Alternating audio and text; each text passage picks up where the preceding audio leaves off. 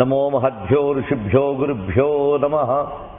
భగవన్మయమైన సభా సదస్సుకి సవినయ నమస్సులు సమర్పణ చేసుకుంటూ భగవానుడు శ్రీకృష్ణుడు ఉపదేశిస్తున్నటువంటి బ్రహ్మ విద్య యోగ శాస్త్రం భగవద్గీత 4వ అధ్యాయం చెప్పుకుంటూ ఉన్నాం. ఇది జ్ఞానయోగము అని చెప్పబడుతున్నది. ఇందులో పరమాత్మ మొదటిగా గురు పరంపరని ప్రస్తావించి ఆది గురువైన తన నుంచే ఈ దివ్యమైన యోగ విద్య ప్రవర్తిల్లినదని, అది పరంపరగా వచ్చినదని, ఆ పరంపరగా వచ్చిన దాన్ని మళ్ళీ తానే ఇప్పుడు బోధిస్తున్నానని వివరించి అటుపై అవతార విజ్ఞానాన్ని తెలియజేశారు. ఈ అవతారములు ఎందువల్ల స్వామి ధరించాడు అంటే, ఈ అవతారములు ఎవరు తత్వతః తెలుసుకుంటున్నారో వారు దేహమును వదిలిన తర్వాత మరి పునర్జన్మని పొందకుండా నన్నే పొందుతున్నారు అని చెప్పారు. అందుకు మనం చేయవలసిన పని ఏమిటో ఇక్కడ స్వామి వివరించారు. శ్రేయస్సు ఏమిటి? మామేతి సోర్జున అనేది శ్రేయస్సు. అంటే నన్ను పొందుతాడు ఓ అర్జున వాడు అని, అంటే కృష్ణుని పొందడం శ్రేయస్సు. దానికి సాధన ఏమిటి? ఇక్కడే సాధనము సిద్ధి రెండు చెప్పబడుతున్నాయి. నన్ను పొందడం అంటే పరమాత్మను పొందడం శ్రేయస్సు, అది లక్ష్యం. సాధన ఏమిటి? జన్మకర్మచమే దివ్యం ఏవం యో వేత్తి తత్వతః. నా జన్మములు నా కర్మములు దివ్యములు అని తత్వతః ఎవడు తెలుసుకుంటున్నాడో, అంటే విచారణాత్మకంగా నా యొక్క దివ్య జన్మ కర్మల్ని ఎవడు తెలుసుకుంటున్నాడో వాడు నన్ను పొందుతున్నాడు. అందుకు సాధన ఏమిటి? పరమాత్మని తెలుసుకోవడం, ఆయన లీలల్ని నిరంతరం మననం చేయడం, ఇది మనకు సాధనగా చెప్పారు. అయితే కేవలం వినడం అని కాకుండా తత్వతః అన్నారు గనక స్వామి యొక్క ప్రవర్తనని గమనించినట్లయితే ఏ విధంగా ఆయన అంతకుండా ఈ కర్మలన్నింటినీ ప్రతి అవతారంలో నిర్వహిస్తూ, అసలు అవతారముల ప్రసక్తి లేకుండా విశ్వమనే కర్మని కూడా ఆయన ఏ విధంగా నిర్వహిస్తున్నాడో ఈ రెండింటినీ మనం గమనించినట్లయితే స్వామి యొక్క కర్మలని, అప్పుడు మనం కూడా కర్మకి ఏ విధంగా అంతకుండా సిద్ధిని పొందవచ్చో నేర్చుకోగలం. ఈ రెండు విధములైన ప్రయోజనములు స్వామి యొక్క లీలను గమనించడం వల్ల తెలుస్తుంది. స్వామి లీల అంటే తాను అవతారం ధరించి చేసినదే కాదు, ఇది కూడా తెలుసుకోవాలి. స్వామి లీల అంటే తాను అవతారం ధరించి చేసిన పని మాత్రమే కాదు, నిరంతరం ఈ విశ్వ నిర్వహణ అనే కర్మ కూడా స్వామి లీలే. స్వామి లీల ఎప్పుడూ ఆగిపోదు, అది సాగుతూనే ఉంటుంది. అందుకే లోకవత్తు లీలాకవిల్యమని మనకి బ్రహ్మసూత్రములు చెప్తున్నటువంటి సూత్రం. ఈ లోకమే స్వామి యొక్క లీల. అందుకు లోకంలో జరుగుతున్న ప్రతి పని కూడా స్వామివారి లీల అని తెలుసుకున్నప్పుడు మనం లోకాన్ని ఎలా చూస్తున్నాం? స్వామి యొక్క లీలాకార్యంగానే పరిశీలిస్తున్నాం. ఎప్పుడో అప్పుడు మనం ఇంకా దేనికి కూడా సుఖదుఖాలకు చలించిపోము. అందుకు జగత్తుని భగవల్లీలగా ఎవడైతే తెలుసుకుంటున్నాడో వాడు శ్రేయస్సుని పొందుతున్నాడు. ఇది రెండవ విషయం కూడా. అందుకు మొత్తం ఈశ్వరలీల అని తెలుసుకోవాలి. ఇది గ్రహించగా సాధన చెయ్యగా క్రమంగా స్థితి వీత రాగ భయక్రోధా. భగవంతుని తత్వము తెలుస్తూ ఉన్నా అందరూ తన్మయ స్థితిని పొందలేదు. ఎందువల్ల? ఇప్పుడు ఎన్ని మార్లు మనం కృష్ణ కథలు వినలేదు? ఏమిటి సాధించాం? అవే కోపాలు, అవే తాపాలు, అవే రాగములు, అవే అహంకారాలు, అవే అసూయులు. ఎందువల్ల? తత్వతః తెలుసుకోలేదు కనుక. అందుకే యో వేత్తి తత్వతః అన్నాడు. తత్వతః దాన్ని తెలియగా మనం ఈ స్థితికి ఎదగాలి. అందుకు ఎప్పటికప్పుడు చెక్ చేసుకోవాలి.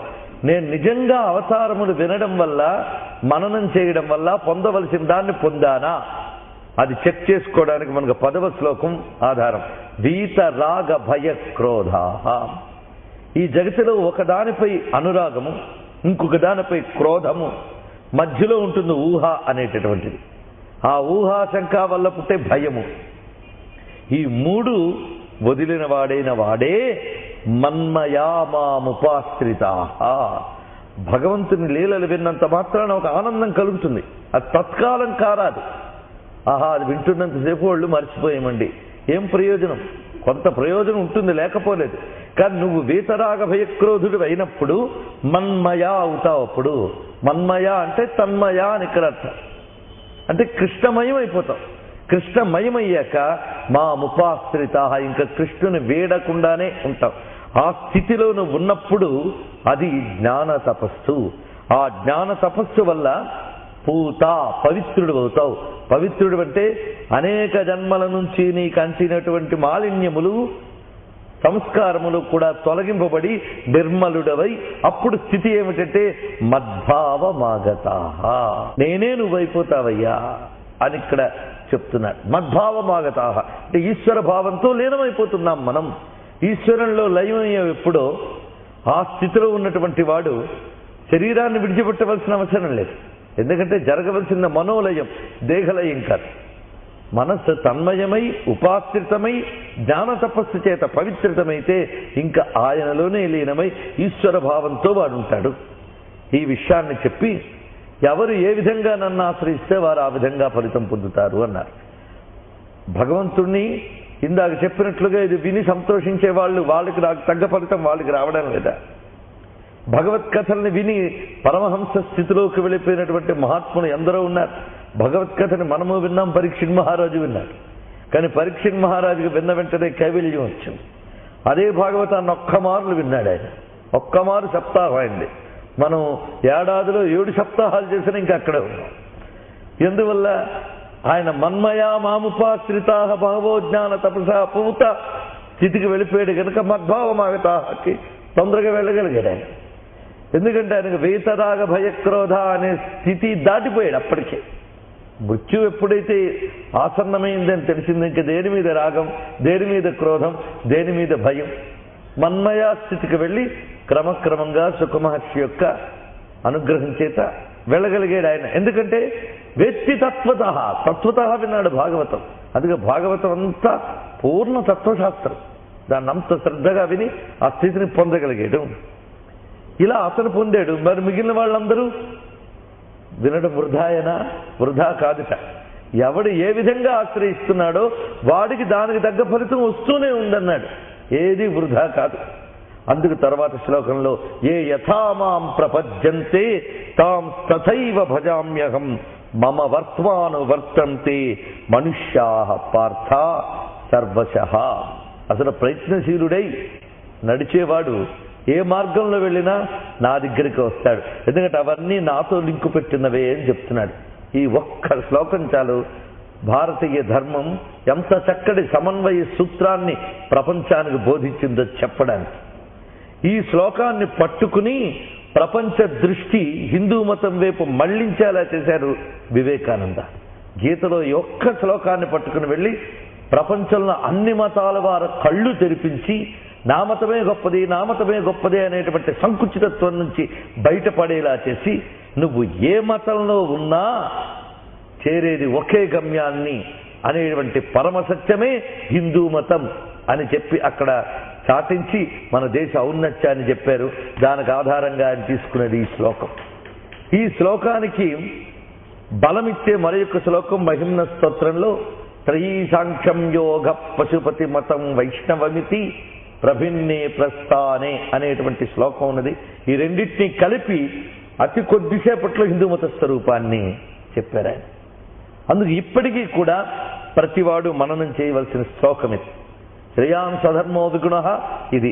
ఈ 2 శ్లోకాలు మన కృష్ణుడు చెప్పాడన్న విషయం ప్రతి వారు గుర్తు పెట్టుకుంటే ఇంకా కలహం అనేది మతాల మధ్య కానీ ధర్మాల మధ్య కానీ ఉండమన్నా ఉండదు. అర్థం చేసుకోవాలి. అందుకే నువ్వు నా మార్గంలోనే వెళితేనే మోక్షం పొందుతావు అనే సంకుచితత్వం నుంచి బయటపడి శాస్త్రీయమైనటువంటి మార్గముల అన్నీ కూడా శాస్త్రములకు గమ్యమైన ఆ పరమాత్మ వైపే చేర్చుతాయని ఎరుక కలిగి మనం ప్రవర్తిస్తాం. ఆ మాట స్వామి చెప్తున్నాడు. ఏ యథా మాం ప్రపద్యంతే, ఎవరు ఏ ఏ విధములుగా నన్ను ఆశ్రయిస్తున్నారో వారిని ఆయా విధంగా నేను అనుగ్రహిస్తున్నాను. తాం తథైవ భజామ్యహం మమ వర్త్మాను వర్తంతే మనుష్యాః పార్థ సర్వశః. వారందరూ నన్ను అనుసరించే ఉన్నటువంటి వారు సుమా. పిల్లలు ఎక్కడికి పోతారండి? తల్లిని విడిచిపెట్టి. అదే బంధం. అందుకు ఎంత సముద్రం మీదకి ఎగిరినా సాయంత్రం అయ్యేటప్పటికి పక్షి తన గూటికి చేరవలసిందే. అందుకు ఎటు తిరిగినా అసలు గమ్యం ఆయనే.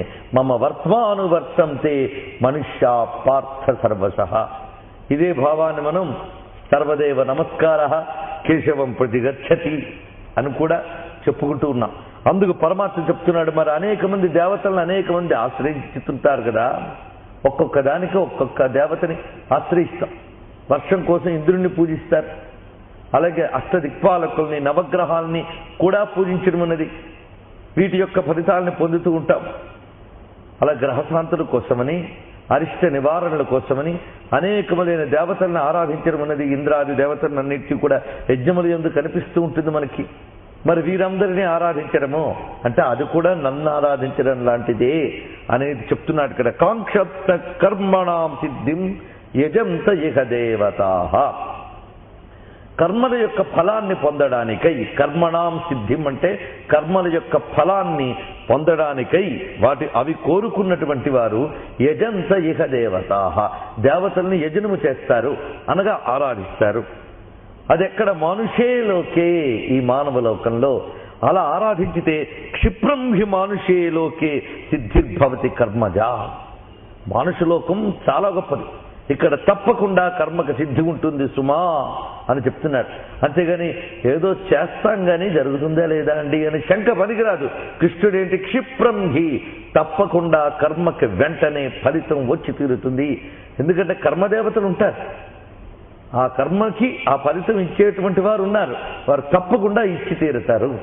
ఈ విషయమే మనకి శంకర విజయ గ్రంథంలో ఆదిశంకరుల వారిని పొందడానికై ఆ తల్లిదండ్రులు తపస్సుకు వెళ్ళేటప్పుడు ఆర్యాంబ శివగురువుతో చెప్తుంది, నో దేవతాసు జడిమా జడిమా మనుష్యే అన్నారు. దేవతలు ఎప్పుడు జడులు కారయ్యా, జడత్వం అంటే మనుష్యులదే అన్నారు. అంటే మనం వేడుకున్నా చెప్పుకున్నా మన గురించి అర్థం చేసుకోకపోవడం అనేది జడత్వం కలిగిన మానవులకు ఉంటుందే తప్ప చైతన్య శరీరం లేనటువంటి దేవతలకు అది లేదు, తేజస్ శరీరం లేనటువంటి వారు. అందుకే నో దేవతాసు జడిమా జడిమా మనుష్యే అని చెప్పింది. ఇక్కడ స్వామి చెప్తున్నది అలా దేవతలు తప్పకుండా ఫలితాన్ని ఇస్తారు. ఇలా రకరకాల దేవతలను ఆరాధించడం కూడా మమ వర్త్మానువర్తంతే, అది నన్ను ఆరాధించినట్లే సుమా అని చెప్తున్నారు. అందుకు ఇక్కడ దేవతాభేదం పనికిరాదు. ఈ భావాన్నే మనం నిత్యం అనుసంధానం చేసేటప్పుడు సర్వదేవ నమస్కార కేశవం ప్రతిగచ్చతి అని చెప్తున్నాం. సర్వదేవ నమస్కార కేశవం ప్రతిగచ్చతి అంటే ఎవరు ఏ దేవతకి నమస్కరించినా కేశవుణ్ణే నమస్కరిస్తున్నారు అని. ఈ భావాన్ని మనం మరొకలాగా తీసుకుంటే అప్పుడు సర్వదేవ తిరస్కార కేశవం ప్రతిగచ్చతి, అంతే కదా. ఏ దైవాన్ని తిరస్కరించినా కేశవుణ్ణి తిరస్కరించినట్లే, అది విశేషం. అందుకు వారిని నమస్కరిస్తామండి, వీరిని తిరస్కరిస్తామండి. ఆ గుళ్ళోకి వెళ్తామండి, ఈ గుళ్ళోకి వెళ్ళవండి అంటే ఆ రూపంలో ఆయన ఆరాధిస్తూ ఈ రూపంలో ఆయన నిరాదరించే అని అర్థం. అప్పుడు స్వామి ఏం చేస్తాడు? ఆరాధనకు ఫలమిస్తూనే నిరాదరణకు కూడా ఫలమిస్తాడు. దేవతా తిరస్కారానికి కూడా దుష్ఫలితాలు ఉంటాయి. ఇది విశేషం. ఈ సమన్వయం అర్థం అవ్వాలి. అయితే విధర్మత సధర్మత మళ్ళీ రెండున్నాయి. ఇదేదో ఇలా చెప్పడం బాగుంది కదా అని నేను సర్వధర్మ సమన్వయం అండి అని ఒకడు మెడలో ఒకవైపు శిలువ, ఒకవైపు చంద్రలేఖ, ఒకవైపు ఓంకారం అన్ని వేసి తిరిగేటవాడు. ఆహా, ఎంత సెక్యులరిజం అండి దండం పెట్టుకుంటే. అయ్యా, శాస్త్రం ఎంత జాగ్రత్తగా ఉండాలంటే ప్రతిదానికి సువ్యాఖ్య చేయొచ్చు, కువ్యాఖ్య చేయొచ్చు. అక్కడికక్కడే ఆ బ్యాలెన్స్ తెలియాలి. అందుకు ఏది విధర్మీయత, ఏది సధర్మీయత అనేటటువంటిది. మనం చెప్పుకున్నట్లు పాయసంలో మనం ఎప్పుడూ పోపు లేదా పాయసాన్ని రుచి చేయదలుచుకుంటే పంచదారతో పాటు కుంకుమ పువ్వు, పచ్చకర్పూరము వేస్తాం. ఎందుకు? అవి పాయసానికి విజాతీయం కావు, విధర్మీయం కావు. అలాగని మనం పులిహోరను తిట్టనక్కర్లేదు. దాని టేస్ట్, దాని ప్రయోజనం దాందే. మనం దాన్ని అనక్కర్లేదు. మజ్జిగ ఎంత గొప్పదో పాలు అంత గొప్పది, కానీ రెండింటినీ కలపం కదా. కానీ పెరిగే కావాలనుకుంటే తప్పకుండా అందులో ఇది కలుపుతాం. అందుకు సధర్మీయత విధర్మీయత మళ్ళీ చూసుకోవాలి. దేని మధ్య సమన్వయం, దేని మధ్య అసమన్వయం అంటే ఇక్కడ చెప్పడం, ఏదైతే మనం అందరం వైదిక మార్గంలో ఉన్నప్పుడు వైదికమైన మార్గములన్నీ అంటే శైవ, శాక్తేయ, గాణాపత్య ఇవన్నీ ఒకే స్కూల్కి చెందినవి కనుక వీటన్నిటి మధ్య సమన్వయం, సమైక్యత మనం సాధించవచ్చు. మరి ఇతరుల పట్ల మనం గౌరవ భావంతో, సమాధాన భావంతో ఉండవచ్చు. అందువల్ల ఇక్కడ చెప్తున్న దాని అంతరార్థం ఏంటంటే, నువ్వు ఒకదాని నుంచి ఒకదానికి మారనవసరం లేదు. నువ్వు ఉన్న చోటు నుంచే నువ్వు తరిస్తావు. ఎందుకంటే అక్కడి నుంచి ఇక్కడికి చేరగలవు. నీకోసమే ఆ తోవ వెయ్యబడింది. అది చాలా స్పష్టంగా చెప్తున్నాడు ఇక్కడ స్వామి. అందుకు ఎప్పుడూ కూడా ఉన్న చోటు నిండించుకోవద్దు, అక్కడి నుంచే బయలుదేరు. దానికి మనం మొన్న వరంగల్, మద్రాసు, హైదరాబాదు ఉదాహరణ చెప్పుకున్నాం. ఆ ఉదాహరణ బాగా అర్థం చేసుకుంటే నువ్వు ఏ సులభమైన మార్గంలో వెళ్ళగలవో నువ్వున్న చోటు నుంచి అంచనా వేసుకో. అంతేగాని అవతల వాడి చోటు నుంచి అంచనా వేసుకున్నది ఏదో బాగుంది, వాడు ఎగిరెళ్తున్నాడు, నేను ఇలా వెళ్ళాలా అని కాదు. వెళ్లాల్సింది ఎక్కడికో తెలిసినప్పుడు నీకు ఏది అందుబాటులోకి ఇవ్వబడిందో దాని ద్వారానే నువ్వు చేరుకోగలవు. అది తెలుసుకుని ఎవరి మార్గాన్ని వారు అనుసరించాలి అంటే అసలు ఈ ఒక్క శ్లోకం ప్రపంచ దేశాలకు అందరికీ మనం నేర్పితే ఎవడో మన దగ్గరికి వచ్చి మనల్ని మార్చనవసరం లేదు, మనము మారనవసరం లేదు. అందుకే ఈ దేశం నుండి ఏ ఒక్కరూ నా మతంలోకి మారు అని ప్రపంచానికి బోధించలేదు ఇంతవరకు. కారణం కృష్ణుడిచ్చిన మాట మనకు అందగా ఉంది గనక. ఇలాంటి బలీయమైన తాత్విక వాక్యము లేని కారణం చేత వారు వచ్చి ఈ మార్పులు చేస్తున్నారు. అందుకోసం మనం మారవలసిన అవసరం లేదు. ఈ మాట ఇప్పుడు మనం చెప్పడం కాదు, ఆనాడు మహానుభావుడు వివేకానందే చెప్పాడు. నేను క్రైస్తవుణ్ణి హిందువుగా మార్చడానికి రాలేదు, ఎంత చక్కగా చెప్పాడు. వాడు మారుతాడన్నా శివశివ నేను ఒప్పుకోనన్నాడు. వాడు అలాగే ఉండేది. ఒక్కడు తెలుసుకోండి, లక్ష్యం ఏంటో తెలుసుకోండి. మార్గం కాదు, మార్గం వాడి కన్వీనియంట్గా వాడికి వేయబడి ఉన్నది. లక్ష్యం మాత్రం అది తెలుసుకుని ఉంటే లక్ష్య శుద్ధితో నీ మార్గాన్ని నువ్వు సాగించు. అందుకు నా భారతీయ ధర్మపట ఔన్నత్యం నీకు చెప్పి ఆ ఔన్నత్యాన్ని గ్రహించి నీ మార్గంలో నువ్వు వెళ్ళు అని చెప్పడానికి వచ్చేనే తప్ప నిన్ను మార్చడానికి రాలేదయ్యా అన్నాడు ఈ దేశం నుంచి వెళ్ళినటువంటి మహాత్ముడు. కానీ అక్కడి నుంచి వచ్చిన వాళ్ళు మనకేం చేస్తున్నారో మనకు తెలుసు. ఎందుకంటే మనం అనేక మార్లు చెప్పుకున్నాం, వ్యాపారాన్ని కూడా ధర్మంగా చూసే సంస్కృతి మనది, ధర్మాన్ని కూడా వ్యాపారంగా చేసే సంస్కృతి వారిది. అందువల్ల వస్తుంటాయి ఈ బాధలన్నీ కూడా. సరే, ఏదేమైనప్పటికీ కూడా తత్వ జిజ్ఞాస అయినటువంటి వాడు ఈ అనవసరపు చర్చల్లోకి వెళ్ళడు. ఏ యథామాం ప్రపద్యంతే తాం తథైవ భజామ్యహం మమ వర్త్మానువర్తంతే మనుష్యా పార్థ సర్వశః. ఈ మాటనే శివభక్తుడైనప్పుడు ఏమన్నాడంటే, ఎవరు ఎలా నమస్కరించినా ఓ శివుడా నిన్నే చేరుకుంటున్నారన్నారు. అలాగే విష్ణు భక్తులైన వారు ఎవరు ఎలా నమస్కరించినా నిన్నే చేరుకుంటున్నారన్నారు. ఇక అమ్మ భక్తులైతే ఎవరు ఎలా నమస్కరించినా నిన్నే చేరుకుంటున్నారన్నారు. ముగ్గురు అన్నది ఒక్కటే, ఆ చెప్పబడ్డ సచ్చిదానంద తత్వం అనేటువంటిది ఒక్కటే, అది విషయం.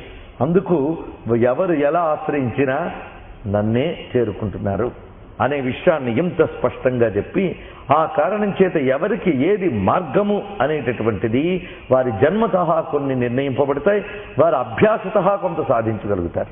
జన్మతః నిర్ణయించడం అంటే నేను ఇష్టానుసారం పుట్టించినయ్యే వాళ్ళని, వాళ్ళు గత జన్మల్లో ఏం చేశారో వాళ్ళకి తెలియదు, కానీ అకౌంట్ అంతా నా దగ్గర ఉందన్నాడు. వాళ్ళు గత జన్మల్లో చేసిన మొత్తం ఆ చిట్టా అంతా నా దగ్గర ఉంది. వాళ్ళకి ఏం జీతం ఇవ్వాలంటే వాళ్ళు ఏ రోజు ఎంత వర్క్ చేశారో, ఎంతసేపు చేశారో ఆ వర్క్ యొక్క అసలు సత్తా ఏమిటో నాకు తెలుసు. వర్క్ చేసిన వాడికి ఏం తెలుసు? వాడు ఇంత చేసి అంత చేసేయని అలసిపోవచ్చు వాడు. కానీ అసలు ఆ వర్క్లో ఎంతవరకు సరి అయిన సార్థకత ఉందో అతనికి తెలుసు. అది చూసి దానికి అనుగుణంగా జీతం ఇస్తాడు ఆయన. వాడు చేసిన వర్క్ రిజిస్టర్ అంతా ఆయన దగ్గర ఉంది, జీతం పుచ్చుకోవడమే మన పని. అలాగా వాడు గత జన్మల్లో వాడు చేసుకున్నటువంటి దానికి అనుగుణమైన ప్రకృతిని అనుసరించి వాడు ఎక్కడ పుట్టాలో అక్కడ నేను పుట్టిస్తానయ్యా అని చెప్తున్నాడు. అందుకు మనం ఎక్కడ పుట్టామో దాన్ని వదలరాదనేది ఇక్కడ అర్థమవుతుంది. అంటే మనం పుట్టిన మతం, మనం పుట్టిన వర్ణం, మనం పుట్టిన ధర్మం, మనం ఏ తల్లికి పుట్టేమో ఆ తల్లి మార్చుతామంటే మారేవారు కారదు. అది విశేషం. వాళ్ళని ఎవడు మార్చగలడు? నా తండ్రిని నేను మార్చుతానా? నా తల్లిని నేను మార్చుతానా? నా తల్లి తండ్రికి నేను పుట్టబడడం అనేది ఎంత సహజమో నా మతాన్ని నేను అనుసరించడం అంత సహజం, నా వర్ణాన్ని నేను అనుసరించడం అంత సహజం. ఎక్కువ తక్కువ లేవు. మీ తల్లి ఏం చదువుకోలేదు, మా తల్లి పీజీ కూడా చేసింది కనుక మీ తల్లిని వదిలి మా తల్లిని నీ తల్లి అనుకుంటే అలా అనుకుంటానయ్యా. నా తల్లి ఒకటో క్లాస్ చదివినా ఆ తల్లికి బిడ్డను నేను అనే అనుకుంటాం కదా. అక్కడి నుంచే అది. అయితే జగమంతా కూడా ప్రతి స్త్రీని తల్లిగా భావించు, మనకు ఎవడు చెప్పక్కర్లే, ప్రతి స్త్రీ తల్లే మనకి. కానీ నా తల్లి కాదు అని విడిచిపెట్టే దుర్మార్గం మాత్రం నాకు లేదు, అది తెలుసుకోవాలి. అందుకు సమానత్వం ఎంత చక్కగా ఈ దేశం చెప్పిందో, సమన్వయాన్ని అంత చక్కగా చెప్పింది, స్వధర్మాన్ని అంత చక్కగా చెప్పింది. ఒక వ్యక్తిత్వాన్ని ఇంత పరిపూర్ణంగా అర్థం చేసుకుని సార్వజనీనంగా సార్వకాలికంగా అందించగలిగిన గొప్ప ధర్మమైంది హిందూ ధర్మం. అది వైశిష్ట్యం. ఈ మాట ఎవరు చెప్పగలరండి? నువ్వు ఏ మార్గంలో ఉన్నావో ఆ మార్గం ద్వారా భగవంతుడిని చేరుకోగలవు అనే అభయం ఎవరివ్వగలరు? నిజమైన లోకక్షేమం కోరేవాడు ఇవ్వగలడు. అంతేగాని తన స్టాటిస్టిక్స్లో మెజారిటీ చూపించుకోవాలనే తాపత్రయం ఆధ్యాత్మిక రంగంలో కూడదండి, రాజకీయ రంగంలో పనికొచ్చు రావచ్చు. అందుకే ఎప్పుడు ఆధ్యాత్మికత, ధర్మము, మతము అనేటటువంటివి వాటికి రాజకీయ ప్రయోజనాలు ఉంటేనే ఈ మెజారిటీ సంఖ్యలు బట్టి చేరతాయి.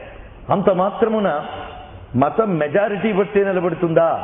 బాగా గుర్తుపెట్టుకోండి, మతం మెజారిటీ బట్టి నిలబడదు, అనుష్ఠానం బట్టి నిలబడుతుంది. అనుష్ఠానపరులైన వారు ఏ మతంలో ఉంటారో వారి వల్ల మతం నిలబడుతుంది. ఇప్పుడు హిందూ మతస్థులం అనుకున్న వాళ్ళందరి వల్ల హిందూ మతం నిలబడుతుందా? ఏమీ నిలబడదు. హిందూ మతస్థులందరూ హిందూ మతాన్ని ఆయిలా కారే. ఎవరు అందులో ఉన్న ధర్మాన్ని సక్రమంగా అనుష్ఠిస్తూ ఉన్నారో వారి వల్లే ఇప్పటి వరకు నిలబడింది. అనుష్ఠాన పరుల వల్ల నిలబడుతుంది తప్ప అనుష్ఠాన రహితుల వల్ల అది నిలబడదు. అందుకు అనుష్ఠాన పరులైన వారు అతి తక్కువ మంది ఉన్నప్పటికీ కూడా ఆ ధర్మం బలీయంగా ఉంటుంది. అది లేని వాళ్ళు ఎంత ఎక్కువ మంది ఉన్నా ప్రయోజనం లేదు. 100 మంది కౌరవులకు ప్రయోజనమా, 5 పాండవులకు ప్రయోజనమా? 11 అక్షోహిణులది బలమా, 7 అక్షోహిణులది బలమా? పరిశీలించుకుంటే తెలుస్తుంది. అందుకే మెజారిటీయే బలం అనేది భారతీయ సంస్కృతి కాదు. ఆత్మబలమే బలం, ధర్మ బలమే బలం, తపోబలమే బలం, అనుష్ఠాన బలమే బలం. అందుకు నువ్వు ఎక్కడి నుంచి వస్తున్నావో ఆ మార్గానికి సంబంధించిన అనుష్ఠానం జాగ్రత్తగా పాటించు. అవన్నీ కూడా ఆ మార్గంలో నువ్వు ఎందుకున్నావు అంటే నేనక్కడ నిన్ను పుట్టించాను గనక అంటున్నాడు ఆయన.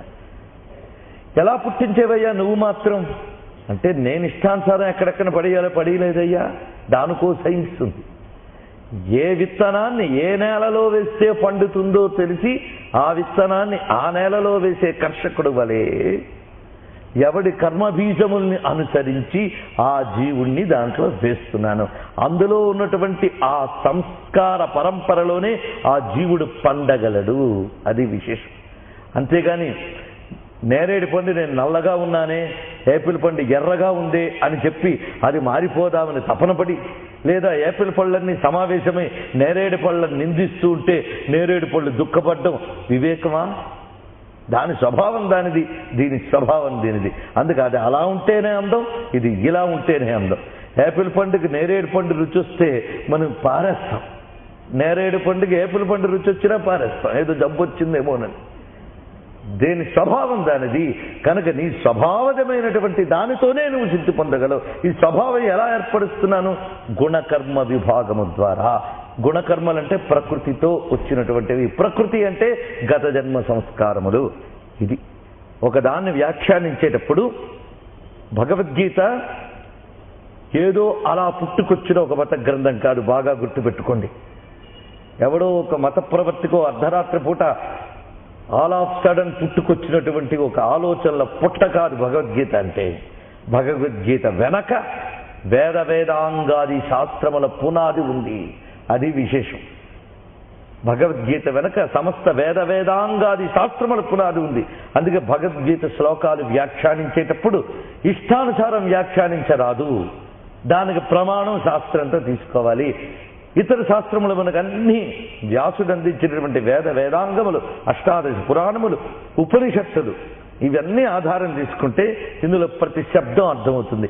ఇది అర్థం కాక ఏదో లోకంలో వినబడే సౌండ్స్ బట్టి భగవద్గీత శబ్దాలకు అర్థాలు చెప్పేసి మనం ఇష్టానుసారం లోకంలో చెప్తూ ఉంటే ఓహో ఎంత చక్కగా చెప్పాడని చప్పట్లు కొట్టేస్తుంటే అదే నిజమనుకుని భ్రమపడే ప్రమాదం ఉన్నది. ఇప్పుడు తర్వాతి శ్లోకానికి అలాంటి ప్రమాదాలు చాలా తీసుకొచ్చారు. ఆ ప్రమాదాలేవి లేకుండా ఎవరినో రంజింపజేయడం ప్రయోజనం కాకుండా నిష్కర్షగా శాస్త్రం ఏం చెప్పిందో నిర్మోహమాటంగా చెప్పడానికి ప్రయత్నిద్దాం.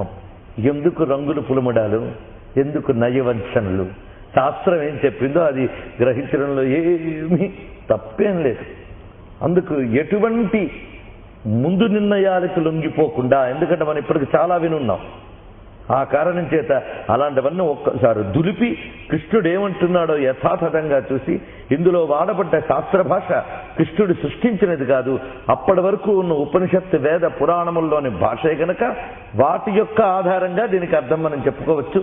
చాతుర్వర్ణ్యం మయా సృష్టం గుణకర్మ విభాగశః తస్య కర్తారమపి మాం విద్య కర్తారమవ్యయం. అంత చక్కగా చెప్తున్నాడు స్వామి. ఇక్కడ నేను ఈ పనులన్నీ నేనే చేస్తూ ఉన్నాను, ఎలాగూ దేనికి అంటకుండా అని కదా అవతార ప్రయోజనముల నుంచి అన్నీ చెప్తున్నాడు. అందులోని ఇది కూడా. ఎందుకంటే భగవానుడు ఈ సనాతన ధర్మం అంతా వర్ణాశ్రమాలను ఆధారం చేసుకుందయ్యా అన్నాడు. అందుకు ఏం చేశాడంటే కలిపురుషుడు ఈ సనాతన ధర్మాన్ని దెబ్బతీయాలంటే ముందు అక్కడ దెబ్బతీయాలన్నాడు. వర్ణాశ్రమ వ్యవస్థ అనేటువంటిది ఈ దేశం ఆవిష్కరించుకోవడానికి గాను మహర్షులు ఎంత తపస్సును వెచ్చించారో మీరు ఆలోచించుకోండి. ఒక జీవుణ్ణి ఎంత స్టడీ చేసి దానికి ఎంత తపస్సును చూపించి వారు దీన్ని దర్శించగలిగారో వాళ్ళు ఏర్పాటు చేసింది కాదు ఇది. అందుకే కృష్ణ పరమాత్మ ఇక్కడ చెప్తున్న ప్రతి పదాన్ని జాగ్రత్తగా చూడండి.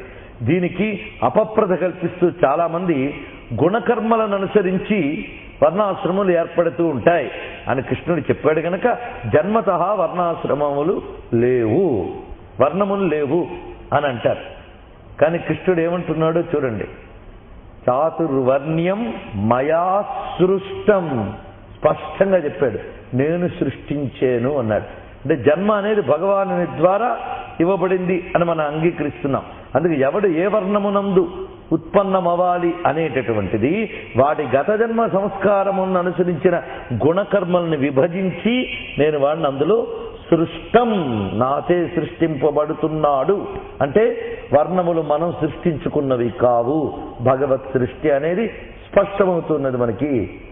శశభిషలు లేకుండా అడ్డతోవల వైపు వెళ్లకుండా ఉన్నదున్నట్టు శాస్త్ర మర్యాదలతో గమనిస్తే చాతుర్వర్ణ్యం మయా సృష్టం, నా చేత సృష్టింపబడింది. ఎందుకంటే జన్మ మనం తయారు చేసుకున్నది కాదు, మనకు ఇవ్వబడినది. దత్తాంశం, దత్తాంశం జన్మ మనకు ఇవ్వబడినది. ఆ ఇవ్వబడిన జన్మ ఉన్నదే అది పరమాత్మ ఇచ్చాడు. ఆయన మాత్రం పక్షపాతంతో ఇచ్చాడా? లేదుట. గుణకర్మ విభాగశః, నీ గత జన్మల యొక్క గుణకర్మల్ని విభజించి, అది ప్రకృతి. అంటే ప్రకృతికి లొంగి మనం పుడతాము కదా అన్నాడు కదా. అందుకు ఆ ప్రకృతిని అనుసరించి ఎవరెవరు ఏ ఏ వర్ణములందున్నారో ఆయా వర్ణముల్ని సృష్టించారు. ఎక్కువ తక్కువలు మాత్రం లేవు, అది బాగా గుర్తుపెట్టుకోండి. ఒక స్థితిలో మనం పనికొస్తాం, ఇంకొక స్థితిలో మరొకడు పనికొస్తాడు. అతడి పని అతడు వచ్చినప్పుడు అతడే రాజు, ఇతడి పని వచ్చినప్పుడు ఇతడే రాజు. సృష్టిలో ప్రతి వాడి అవసరం మనకున్నది. అందుకు ఇక్కడ కూడా మన ఇతర పురాణములన్నీ కూడా ఎక్కువ తక్కువ లేని గొప్పతనాన్నే చెప్తున్నది. అయితే ఇవన్నీ నేనే చేశానా అంటే నేనే చేశాను, కానీ నేను చెయ్యలేదన్నాడు. అది విశేషం. తస్య కర్తారమపి మాం విద్ధి, వీటికి నేనే కర్తనని తెలుసుకోని మళ్ళీ స్పష్టం చేశాడు. ఎవడు గుణకర్మలను అనుసరించి వాడు ఫలానా వర్ణం వాడండి అని ఎవరు చెప్పగలరు? ఒక గుణాన్ని మనం జస్టిఫై చేయగలమా? ఆలోచించాం. వాడు సాత్వికుడు, వీడు తామసికుడు అని ఎవరు నిర్ణయించగలరు? మనం సాత్వికులం అవునా కాదో మనకే తెలియదు. ఎందుకంటే మనం ఏ అవసరం కోసం ఎలా ప్రవర్తిస్తామో మనకే తెలియదు. అవసరమైతే పరమసత్వగుణంలాగా ఉంటాం, అవసరం లేకపోతే బయటపడుతుంది రాజసం. మనమేమిటో మనమే నిర్ణయించలేని స్థితి మనది. బాగా గుర్తుపెట్టుకోండి. మన ఒంట్లో బీపీకి మరో మిషన్ సాయంతో చూపించుకోవాల్సిన ఒళ్ళు మనది. అవునా లేదా? బయట వస్తువు సాయంతోనే మన శరీర స్థితిని చెప్పగలిగినప్పుడు మన గుణకర్మల గురించి కూడా మనం ఏం చెప్పగలం? సృష్టి ప్రకృతి అంతా కూడా 3 గుణములతో కూడినది. సత్వరజస్తమో గుణములు విడివిడివి కావవి, కలిసే ఉంటాయి. అందరిలో 3 ఉంటాయి. ఒక్కొక్క గుణం ఒక్కొక్కరిలో కాదు, ప్రపోర్షన్స్లో తేడాలు ఉంటాయి. ఈ ప్రపోర్షన్స్ తేడా బట్టి నిర్ణయింపబడుతుంది సుమా. అది స్వభావతః నేను ఉంచుతాను, అభ్యాసతః వాడు డెవలప్ చేసుకోవాలి అన్నాడు. అంతే. స్వభావతః ఈ 3 ప్రపోర్షన్స్లో ఉంటాయి. అభ్యాసతః డెవలప్ చేసుకోవాల్సింది ఏమిటి అంటే రాజస తామసాన్ని అణచి సాత్వికాన్ని అభివృద్ధి చేసుకుంటూ వెళుతూ ఉండాలి, వాడి యొక్క స్థితిని అనుసరించి, స్వభావాన్ని అనుసరించి. ఇది పరమాత్మ చెప్తున్నది. అయితే ఈ చాతుర్వర్ణ్యం మయా సృష్టం గుణకర్మ విభాగత అన్నప్పుడు అది కేవలం మానవులకేనా? అసలు నిజానికి ఈ చాతుర్వర్ణ్యం అనేటటువంటి మాటపై కొన్ని రోజులు చర్చ చేయవలసిన అవసరం ఉన్నది. అది కూడా నిష్కల్మషమైన మనస్సుతో నిజంగా సత్యాన్ని తెలుసుకోవాలనేటువంటి నిర్మల హృదయంతో కూర్చున్న వారి మధ్య చేయాలి. చేస్తే భారతీయమైన విజ్ఞానంలో చాతుర్వర్ణ్య వ్యవస్థ అంటే ఏమిటో అర్థమవుతుంది. ఇది తెలియాలి అంటే ఒక్క గీతాశాస్త్రం పట్టుకుంటే చాలదు. వేదశాస్త్రం, జ్యోతిష శాస్త్రం, యోగ శాస్త్రం ఇవన్నీ కలిపి చూస్తే చాతుర్వర్ణ్యములు మానవులకు మాత్రమే లేవు. విశ్వమంతా త్రిగుణాత్మకమైనప్పుడు ఈ త్రిగుణాత్మకమైన ప్రకృతిలో హెచ్చుతగ్గులు అనేది ఆ గుణముల్లో ఉంటాయి.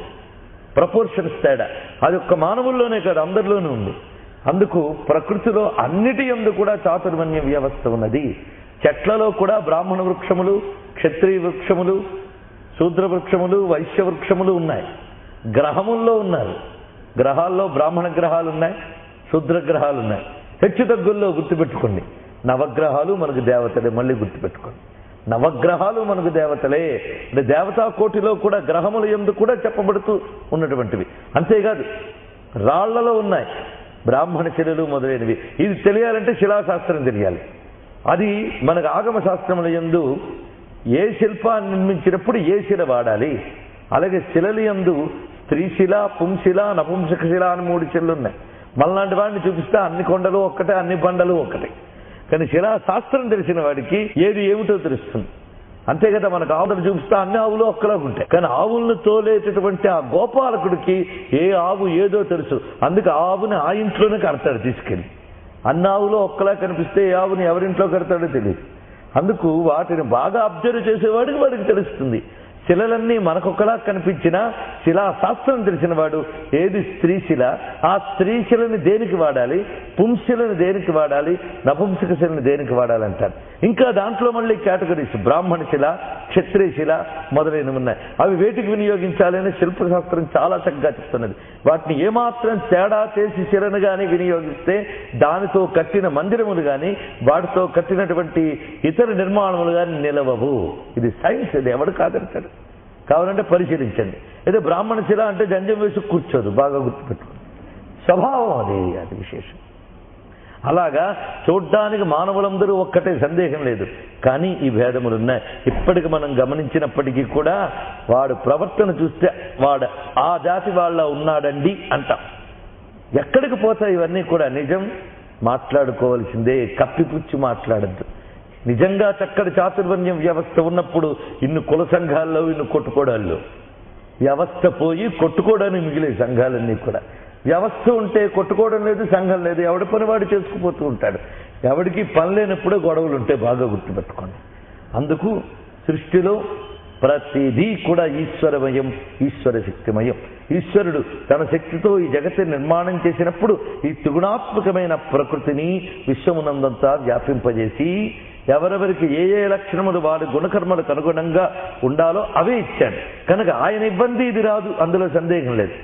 అయితే ఆయన మాత్రము తన ఇష్టానుసారం ఇవ్వలేదు, వీడి గుణకర్మలకు అనుసరించి ఇచ్చాడు గనక ఆ దృష్టితో చూస్తే ఆయన అకర్త.